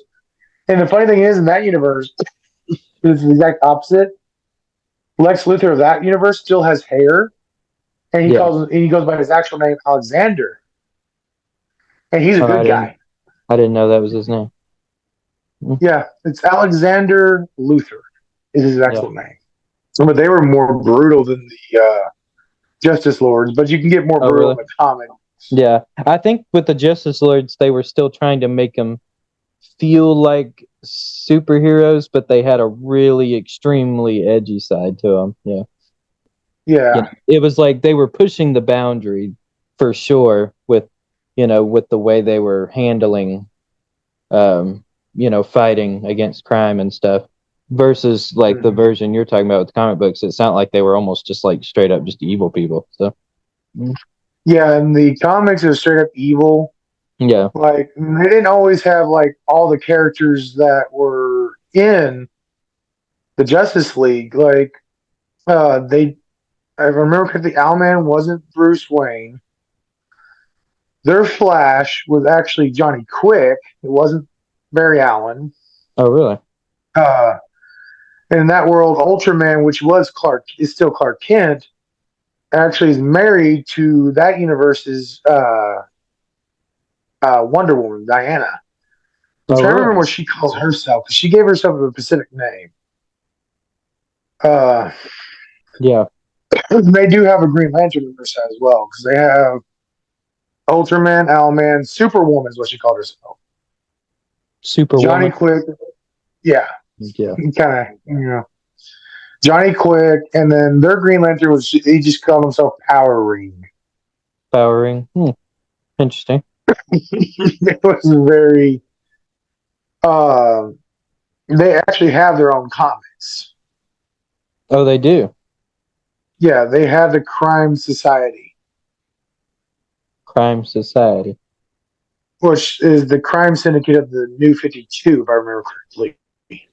They changed their name to the New 52 continuity. But they're part of, either they have their own comic book or they're part of like the Justice League comics. Yeah. But they're from Earth 3. Yeah, because you also have the Crime Society, who was Earth 2. The yeah, they have a lot of like weird. It's kind of hard to keep them all in my head because there is just so many continuities. Like the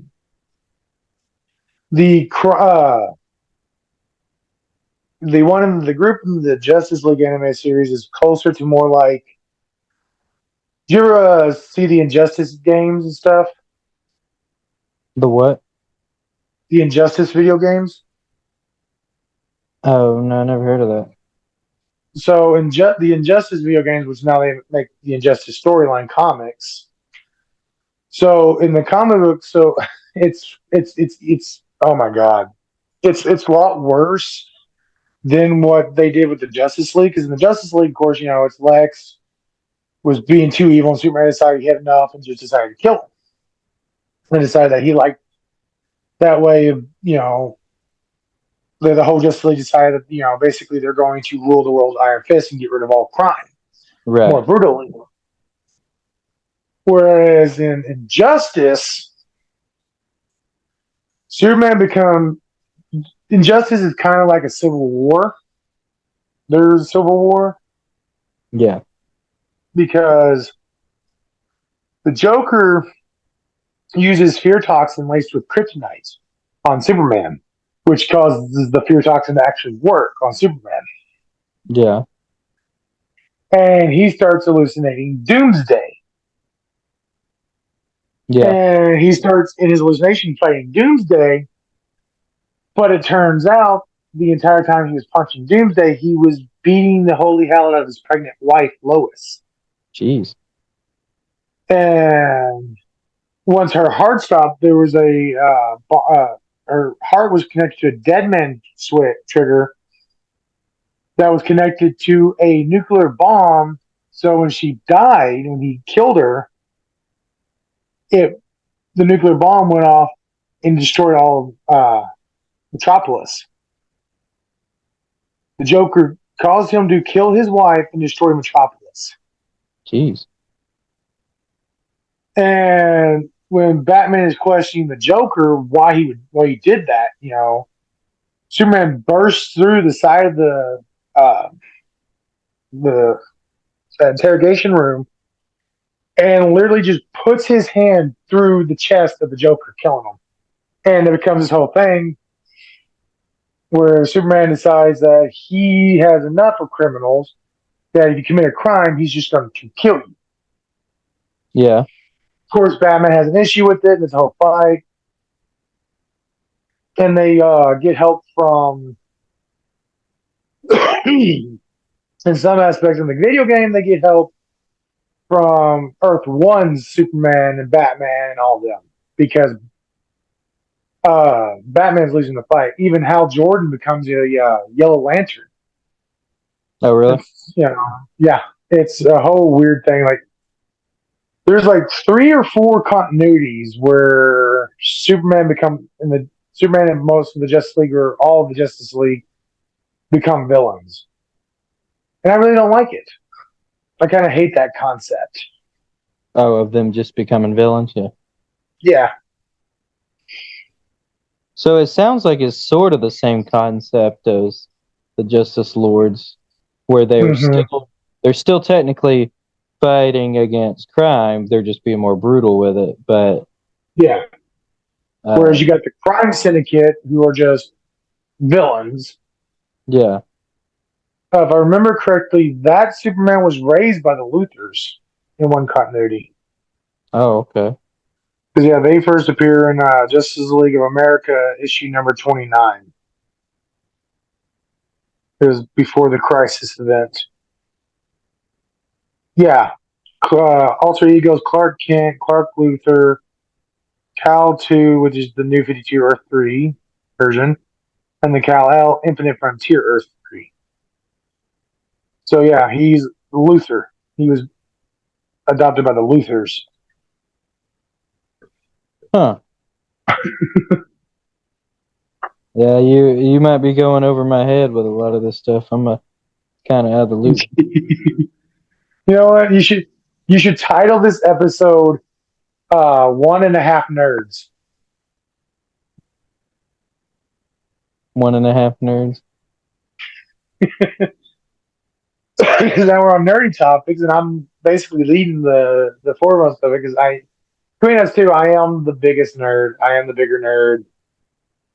I do love my comic books and my animes and my video games and my book series and stuff. Yeah. You're more of a video game nerd. Yeah, to an extent. Nowadays, most of my love for video games are mostly just open world RPG games or RPG games. Yeah. I hate people that use that term, and I'm sitting there using it. RPGs. That's my main go-to. I mean, I still like other games, but I will admit, they always get put on the back burner. Yeah. I never make time for them like I should. I'm always like, yeah, I would like to play this, action adventure game too, but Yeah. I never make time to play it because I'm too busy Yeah. playing all these open world RPGs.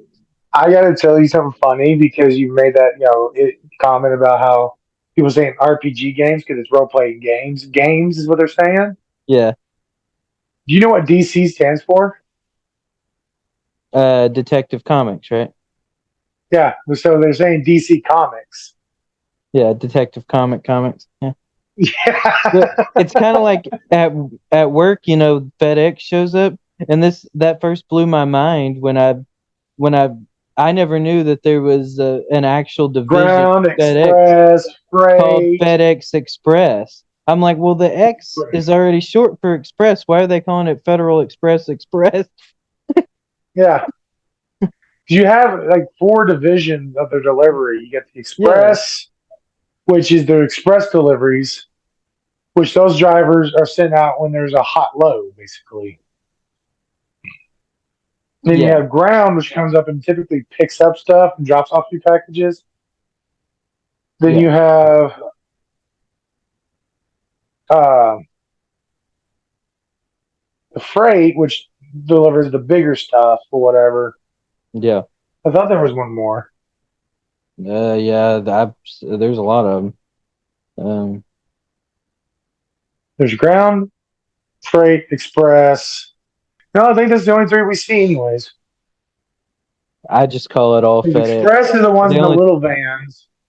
Ground is in the bigger delivery vans, and then of course freight is in the semis.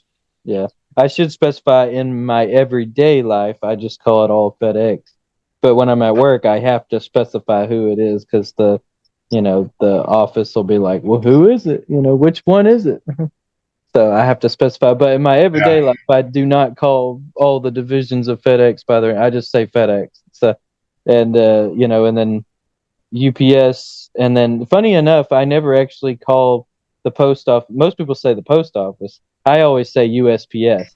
So, no, I always say post office. Yeah, most people were like, "Why would you say USPS? It's easier to just say post office." So I'm like, I don't know. I've always just said USPS.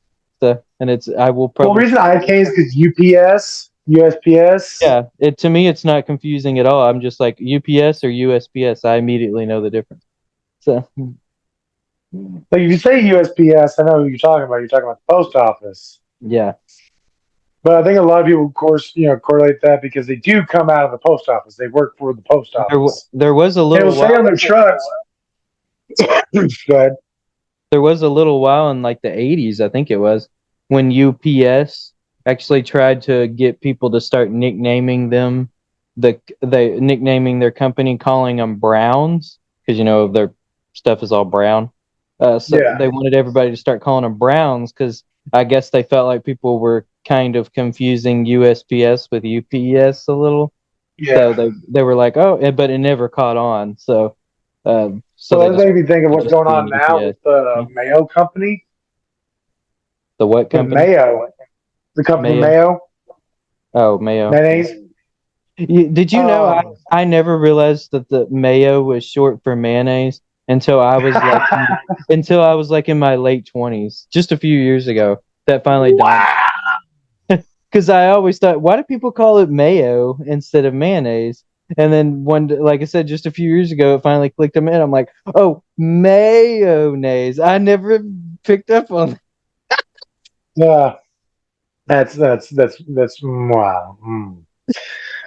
But my wife was reading something that so I guess this group, this play, they have the word of the year Yeah, because there's a award for the word of the year, and mayonnaise is on a I don't know if it's Miracle Whip or just mayonnaise. They're on a kick on trying to get people to get moist as the word of the year. moist. Yeah, there's actually people that can't like actually hate that word. Like they have a Yeah, visceral reaction to the word moist. yeah, I've Which if heard we of have any of those that. listeners, they're gonna hate this part. Yeah, I've heard of that before. That some people can't stand that word. My sister, she can't stand the word nippy. Like when you say, "Oh, it's Huh. nippy outside," she hates that word because she said it sounds too much like nipple. Well, I mean, I do say nipply sometimes. I want to pull the nipply. She's like, "Don't say that. Don't say that word." Oh, it's like, "Oh, it's nippy out here." Like, don't say that. I hate that word. And I'm like, "Calm down. It's just a word." So. I mean, it comes from Jack Frost nipping at your nose. She probably hates that song, doesn't she? I don't know. She's never really expressed her feelings about that song. You She got to doesn't play really. around She her. doesn't really like Christmas music that much, though. So she's kind of a Grinch when it comes to Christmas. Mhm. Yeah, I kind of am too. I don't. I'm not a big Christmas. I'm not a big holiday fan anymore. New Year's Eve is my favorite holiday, but everybody knows me knows that. So Why is New Year's Eve your favorite holiday? everyone always asks me that. They're always like, "Why of all the holidays, why New Year's Eve?" It goes back to the whole change thing. Like I love change. I welcome change a lot. Ah, And so I love the feeling of starting a new year. It's just so exciting to me. So I love New but Year's Eve. So on average, you do the same thing every year. yeah, but I kind of fool myself into believing that the next year is going to be Ah, like a new ah. beginning. So and I just it's almost addictive to me. I almost crave that feeling of having a new beginning. Or something feeling like something's going to change. So mm, mm. So basically, you're the type of person that could probably die and then wake up in a new world as a new person and be just happy with the Oh yeah, resurrection I aspect. would love that just for the sake of it being different. I would love it. Even if my life was worse off now than like worse off in that situation than it is now, I would be like, "Oh, this is cool. It's different." No, I wouldn't say Wow. eventually I'd start complaining, but that would come later. So the complaints would come later. So And then you would die, and then you become a new person and get reborn. I Like, actually oh, am I'm actually surprised I don't believe in reincarnation because I would probably love that concept so much. I guess I just don't believe it because I don't know, I never grew up being believe that. I don't know. So, yeah. it wasn't, I was a Christian for many years and that's not most Christians do not believe in reincarnation. So there might be some that do, No. but not the kind of Well, I mean, they Christian believe I've raised. in reincarnation in the sense of Jesus reincarnated. Well, sort of. Depends on how They you define call, reincarnation. yeah, because I think a lot of people call it like aspect of that reincarnation is different. It's the same word, but they use it in a different term, I guess. Yeah. I'm a big advocate of like, I hate when like double meanings in words Yeah. or if words get changed because it always irritates me with words that have double meaning. When I go to use it, I don't know. I question if I'm about to use it in the better way or which term I'm about to use it Yeah. Well, that's when you in. just specify which version you're using. Yeah. Well, I hate specifying. I hate taking the extra time. Yeah, that's because you complain about dumb thing. But yeah. I complain about little things Yeah, too much. yeah. Well, I mean, There's a It just lot of little it's things. like it's like the stuff that bothers you is always what cracks me up. Like you're always like, I don't like that. That bothers me, and I'm like, it always feels like it's the most silliest thing that you always say that about. It's like some of Well, this stuff like, that you would think would bother you don't seem to bother you, but you're like, yeah, I don't like that. That bothers me. Hmm. it's less about like the big stuff, the things that people think would bother me. Like I get rid of it, I handle it in the way I need to handle it. But like I vent about the small stuff because for me, it's the small stuff that kills you in the end when it comes to stress. Yeah, Because you can rack up so many small things, so many small issues, some little small annoyances, and this and that, that they become overwhelming. So when the big stuff happens, you just freak. So I tend to vent the small stuff, the less, intrusive stuff, the less, because if I vent anything, the big stuff, I'm gonna like. I don't like upsetting people. Like if you get yeah, upset for one, say I don't typically care, but I don't go out of my way to upset someone. yeah, But I know with big topics, big issues and stuff that if I was venting about a lot of them, it would become a whole, topic and it might actually really, upset someone. Whereas a lot of the small little nitpicks are less likely to do it. It might annoy someone, but it's less likely to like send them off the rails. You know what I mean? yeah. So for me, I vent about or gripe about the small crap for my own sanity and for everyone else's. Because small stuff I can say within 15, 20 minutes, get rid of it, blah, blah. So If I you're started talking about saying the big stuff, so you're saying more stuff actually bothers you than you let on. You just yes. those are the things you're willing to admit that bother you. Well, I mean, I will never deny it. If you ask me if something bothers me, I'll tell you, yeah, it bothers me. I never hide it. I just don't give it the limelight because that's something, if I gave it the limelight, like I can fill an entire podcast episode on one topic of something that bothers me, like one of the big things. All right, let me ask you this. Let me ask you this directly. Okay. Does it bother you when I constantly make jokes about wanting to be fired or wanting to be sent home and stuff at work? No, they don't bother me. That kind of like it makes me chuckle sometimes. I'm like, Yeah, oh, this shit again. yeah. Well, that's how I am. I'm sort of like, which I've been like this long before I was a dad. But you know how dads still come up with a joke that they personally find to be funny, even if no one else laughs, like they think it's funny. Yeah. And they will tell that same joke over and over again, in some cases for the rest of their fucking life. And I'm like that with jokes. Like once I think of it, like maybe I read it online or I'll come up with it in my own head or whatever. And once I think of a joke that I think is funny, like I will tell it over and over again. I don't care if no one else laughs. I will still keep saying it. Yeah. For me, like For me, though, for me, eventually I'll telling get a tired of joke, it and move on, and I'll tell different yeah, jokes. So it just takes me a long time. So like someone making a joke never offends me. I'm not yeah, offended by jokes.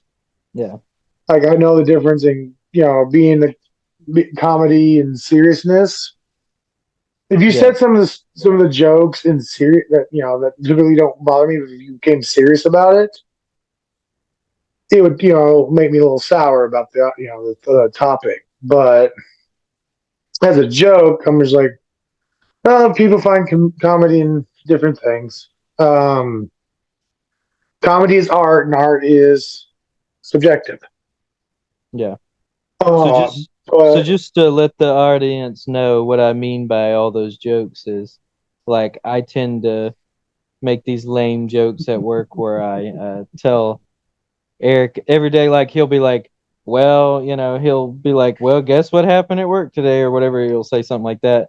And at first, a lot of times, the first thing I'll say is, I got fired. Like I'm Yeah. happy about it because like I want to be fired or whatever. Or And we'll do sometimes a he'll say clock in and no and clock then out. start explaining. And then sometimes he'll completely like act like he just didn't even hear that and then just start talking like because I Yeah. guess you've heard that joke like a million times, so you're just like, yeah. Anyway, so The worst joke of that you do is like that is now dead because you've done it 100,000 fucking times. the decline joke. Talk in and out. Yes. Oh, they can decline my number. I gotta go home. Nah, motherfucker, I'm going home. I've already been here 8 hours. It's your turn.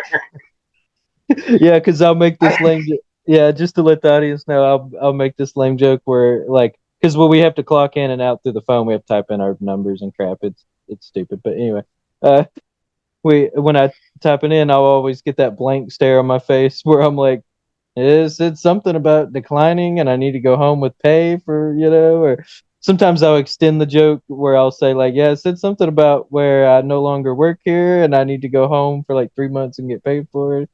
And yeah, sometimes Eric will acknowledge it and be like, yeah, whatever. And then sometimes he like completely ignores me and just doesn't say anything.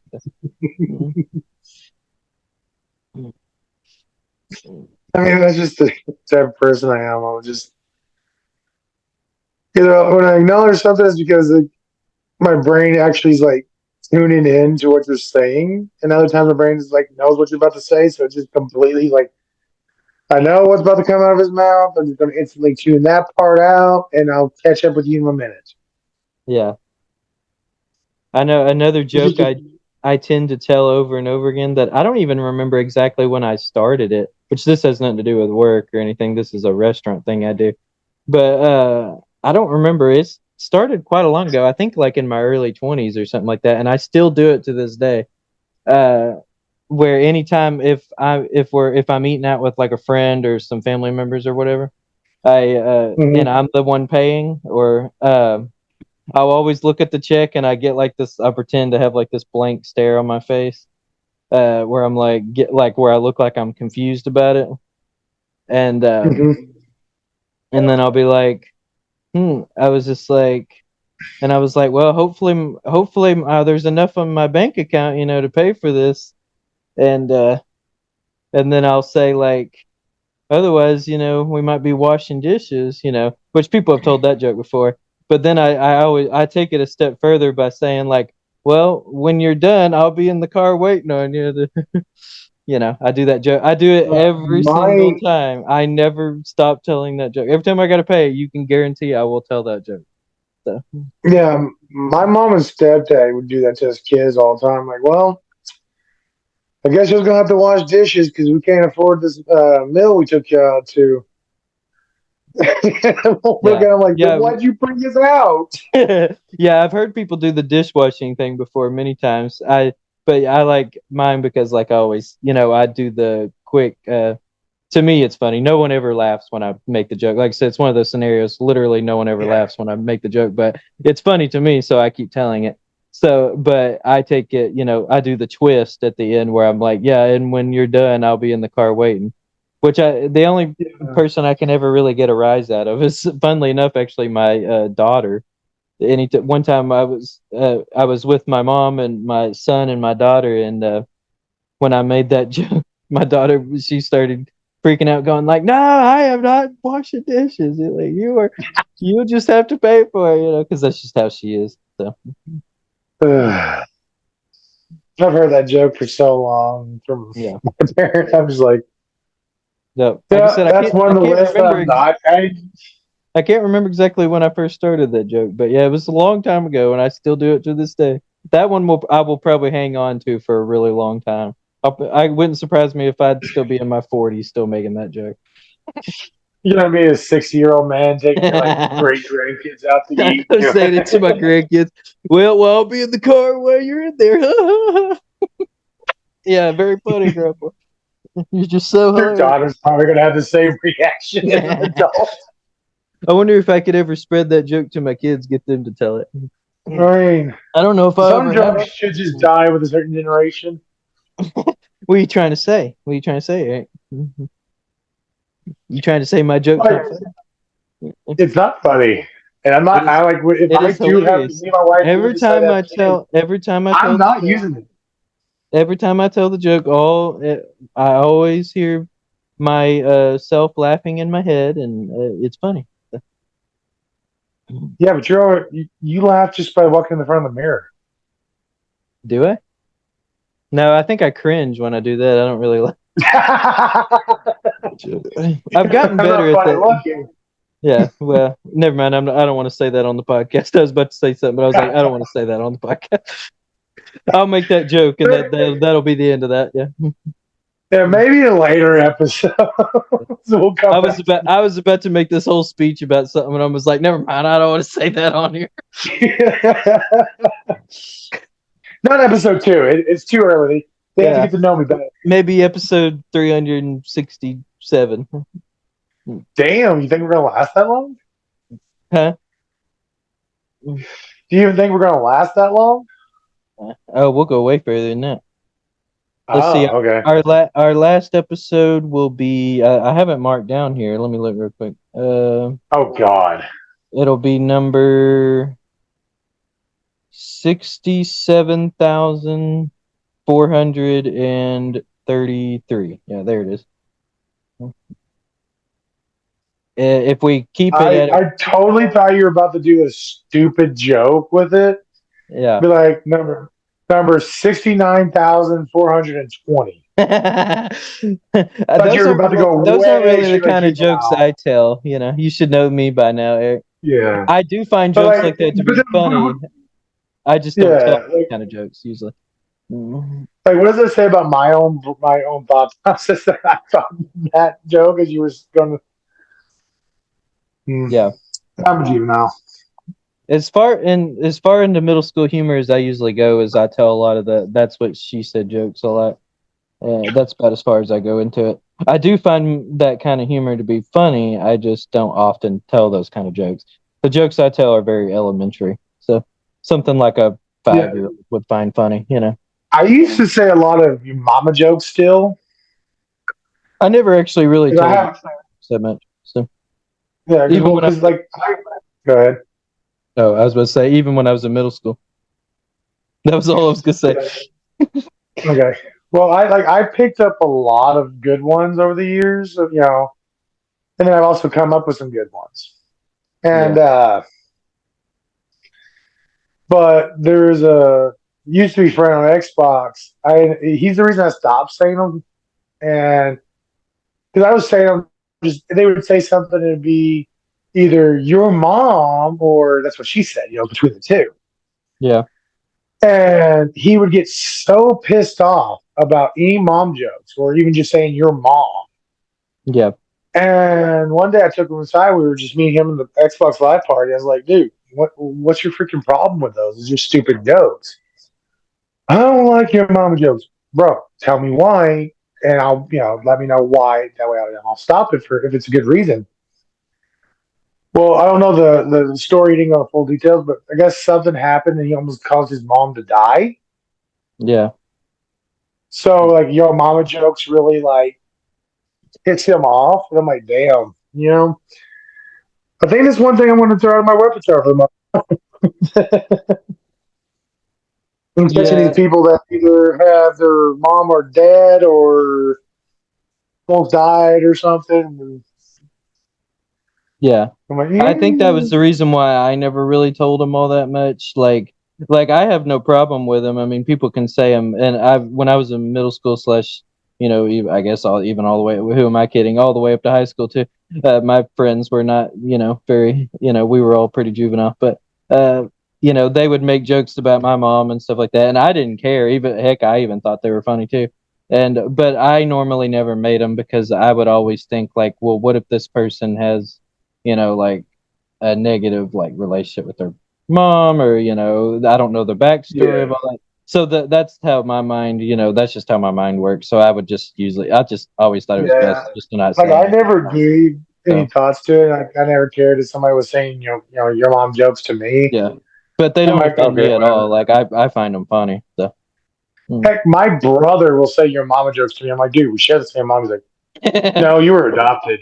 Like, shut the will. fuck up. I will say I went through a little phase where I kept telling my nephew mom jokes to him, and he kept going, "That's your sister," and I was like, "I know, right?" But like, it was funny. So I think it was eighth, ninth grade. So it was eighth grade because I had the moped. I used to ride around my town in the moped because I lived in a town that's even smaller than what I'm in now. It was only like 1,200 people or less, Yeah. and that's where they counted the cats because I didn't see that many people. They counted all the stray cats and dogs, I swear. But I'd ride this little moped around. It only go up to 50 miles an hour, but it was a nice little cruising motorcycle moped that I bought from my grandma because bought it from my aunt because she had bought it for my cousins and they needed some money, so they were selling stuff. And my grandma decided to buy one of those two scooters. And well, my mom wanted me to have something to ride around on because my bike was broken, and she bought the scooter for my grandma. And I was outside one day working on the scooter, and because once my mom bought it for me, I had to do the chores and stuff to get the money for the gas, which is only $3, and it fills the tank up. It was nice. It lasted all week. But this kid that I knew in high school, Jesse Sparks, he was walking by and see me out there working on my moped. And he comes up, starts talking to me about it and stuff. And my mom walks out and I can't remember what she was yelling at me. I don't know. I can't remember what she was yelling at me about. And she went back inside. Jesse looked at me and was, man, your mom's fucking hot. Oh, fuck. Okay, whatever. Cool. Go back and talking what we were talking about. And I kid you not, just 2 days later, one of my buddies said there was hitting me hard with these young fucking mama jokes. I mean, he was hitting me hard with them. Jesse perked up as he heard it, he started perking up. He's like, dude, you better not be fucking talking about Vandy's mom.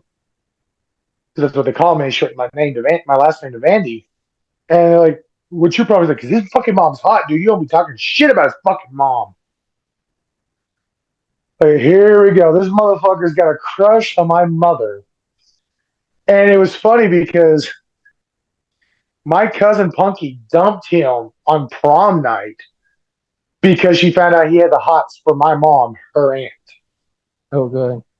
But yeah, ever since Jesse Sparks met my mom, no one around, if he was near, was allowed to say you're a mama joke to me. No, allowed to because he thought my mom was so fucking hot. Yeah, he was the I'm like, I don't like this. Yeah.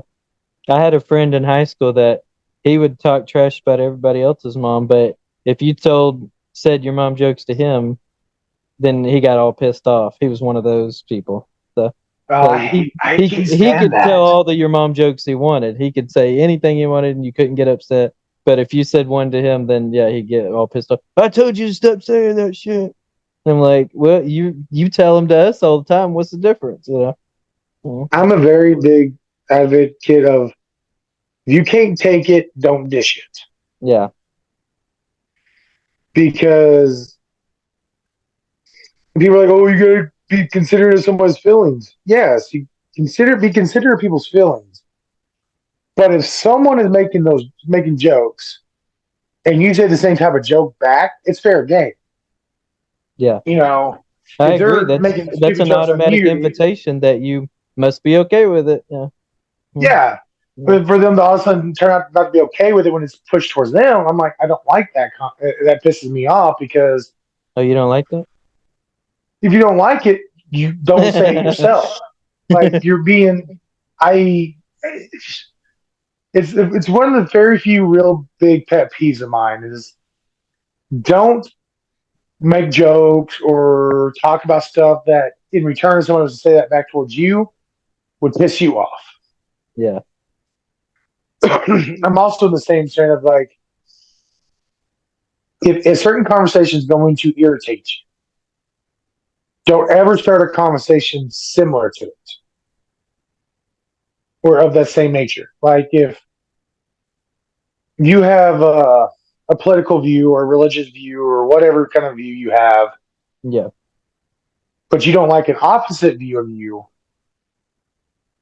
don't bring up your view to someone who has the opposite view, because that's just going to cause them to say their opposite view, and you're putting yourself in a stressful situation that you could avoid. If somebody comes up to you and they start that, lay into their ass. Yeah, if somebody just comes up to you and they start talking their negative view or opposite view and you don't like it, it's something that you just don't like. Right. Stop at the gate. Let them know. But if you've started it, you've opened the gate. Don't try to close it. You fucked up. Take the lickings that you're going to get. I'm a very much, you make your bed, you lay in it kind of guy. And I guess that's, it's still old fashioned, because it's, beaten into me by my mom and grandma and all that. You are old. You are old fashioned. I'm a new old fashioned. You know what I mean? Yeah. Like, I'm very new age with things, and I love people and how, the news, I get along with pretty much people of every kind of culture, race, Oh, you are ethnicity, sexuality. I love, I get along with people. But I still have these like old style values of certain things that like I'm very much, like I said, make your bed, you lay in it. But like I said, I also said earlier, like I don't outwardly go looking to offend or piss off someone unless you've been a complete total dick to me. Then you're fair game. If you were a complete total dick to me, I don't care. I'm going to hound your ass. But if you've been nothing but nice to me, you've been even if you've been just neutral to me. If you're just neutral, I will tiptoe around every little bit of topics to keep you neutral. Because I don't like having someone have a negative view of me, and I don't like having a negative view of others. Yeah. If I can avoid it. Right. And I believe like a lot of people need to be that way. Like, it's stay neutral or good. Yeah. Don't ever look to be someone's punching bag. Don't ever look to make someone your punching bag. Negativity is not good for business.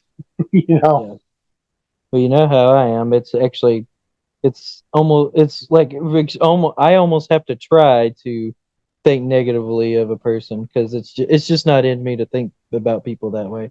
I always tend to have a more positive view of people. I'm not saying I don't have any negative views on them because there are people where I'm like, yeah, I don't like that, and that about them. But overall, I still have a positive look on them. So yeah, it's just life's hard. We're all just trying to get through it. Why make it more difficult for someone else? Are we trying to get through it? I guess. I mean, we're still alive. We still go to work. We still pay our bills.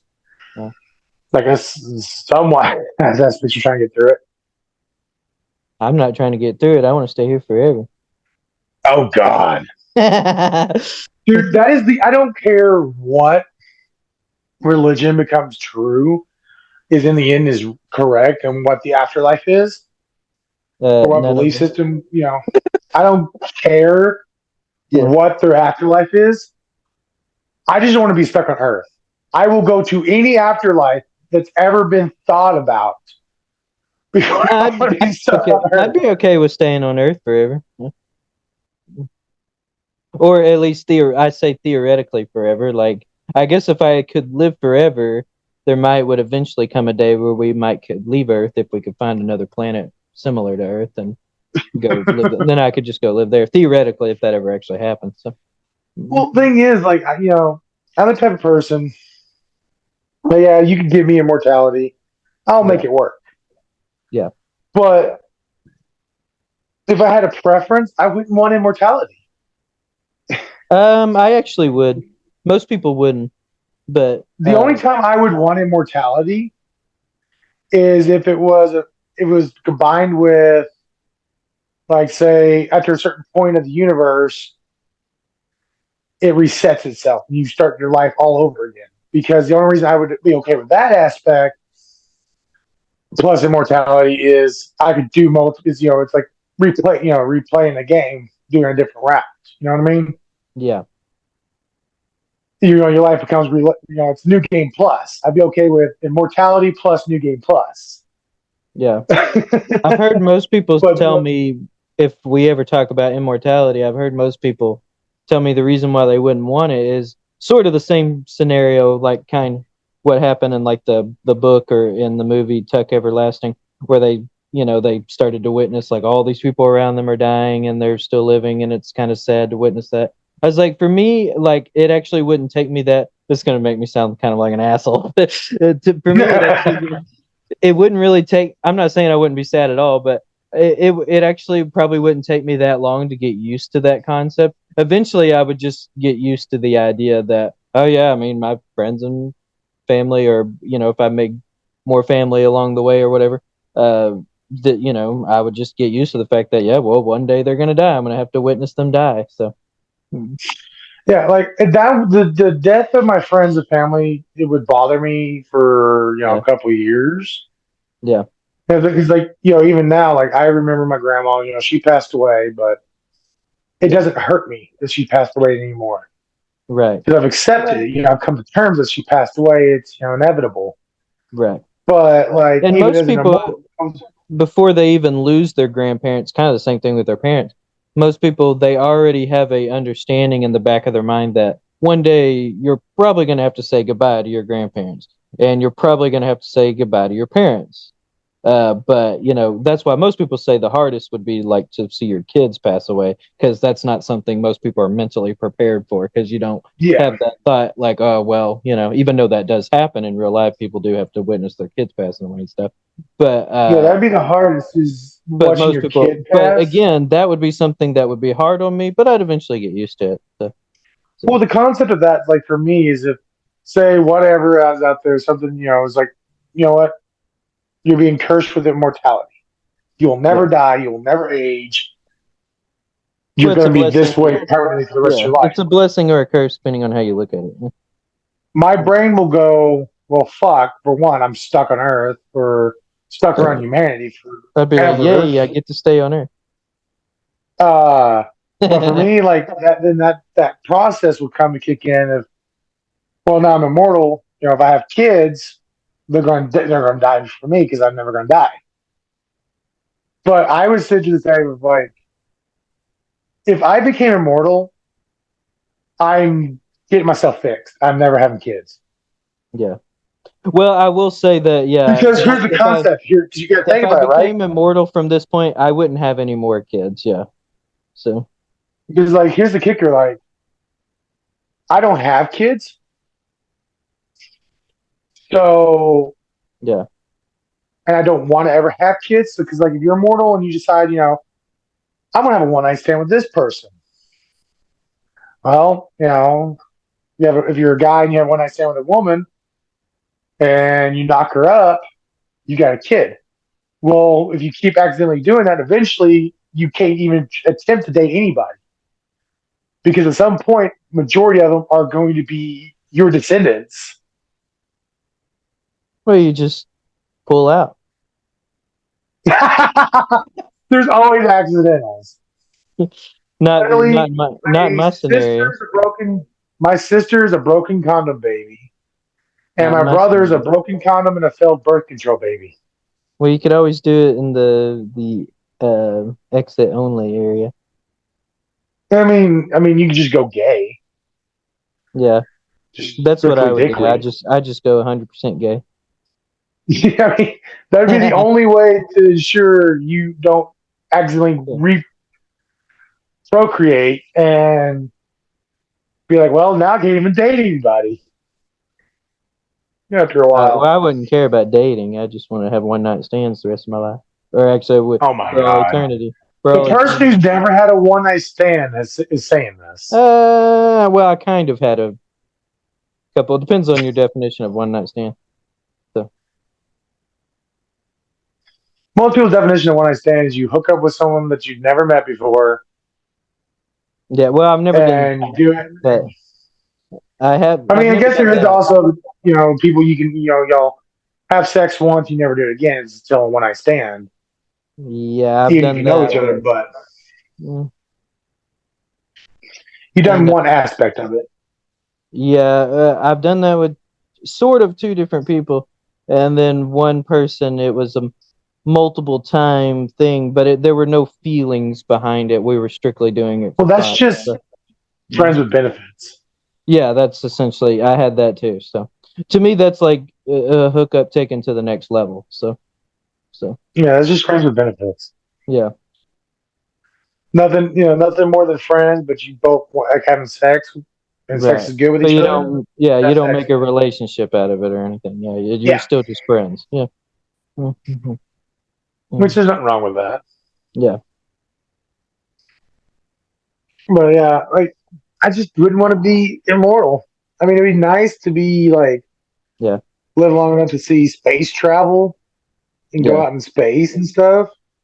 Well, I I'm a wouldn't care huge about space that. To nerd. me, it would just be interesting if they found another terrestrial planet like similar to Earth that we could actually live on. Then, I mean, that would be kind of cool. But and like getting to go live there because I guess this Earth's not going to last forever. So, eventually, uh, Yeah. Well, the that kind of kicker, thing. like, I would love to be able to take like a cruise lane. Like, you have cruises across the ocean, but can you imagine a cruise like across space in like a massive like spaceship that is stacked out to be like a cruise ship? So there's Mm, games, events, and food like you normally on a cruise, but out in space. That would be dope you've to been me. you've been watching entirely too much Treasure Planet, but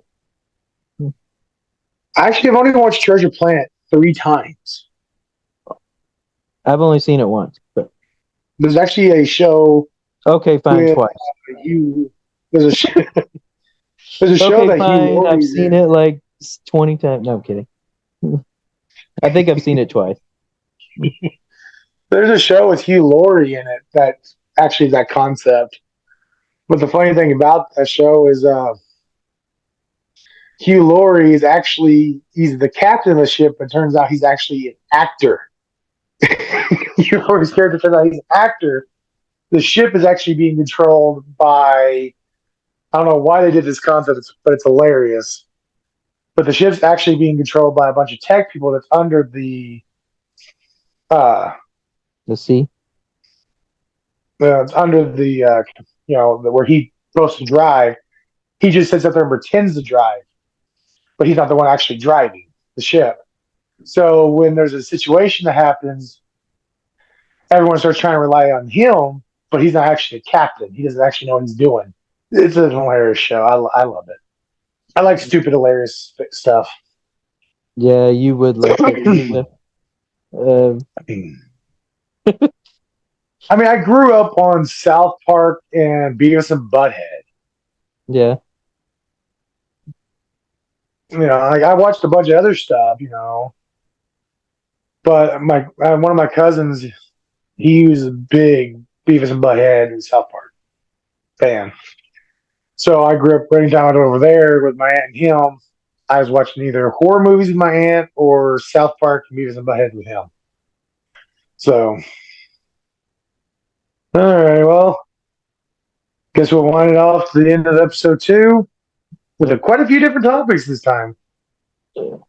Yep. I guess we'll see you in episode 3. Hopefully, if there is an episode 3, there ain't no telling at this point. Yeah.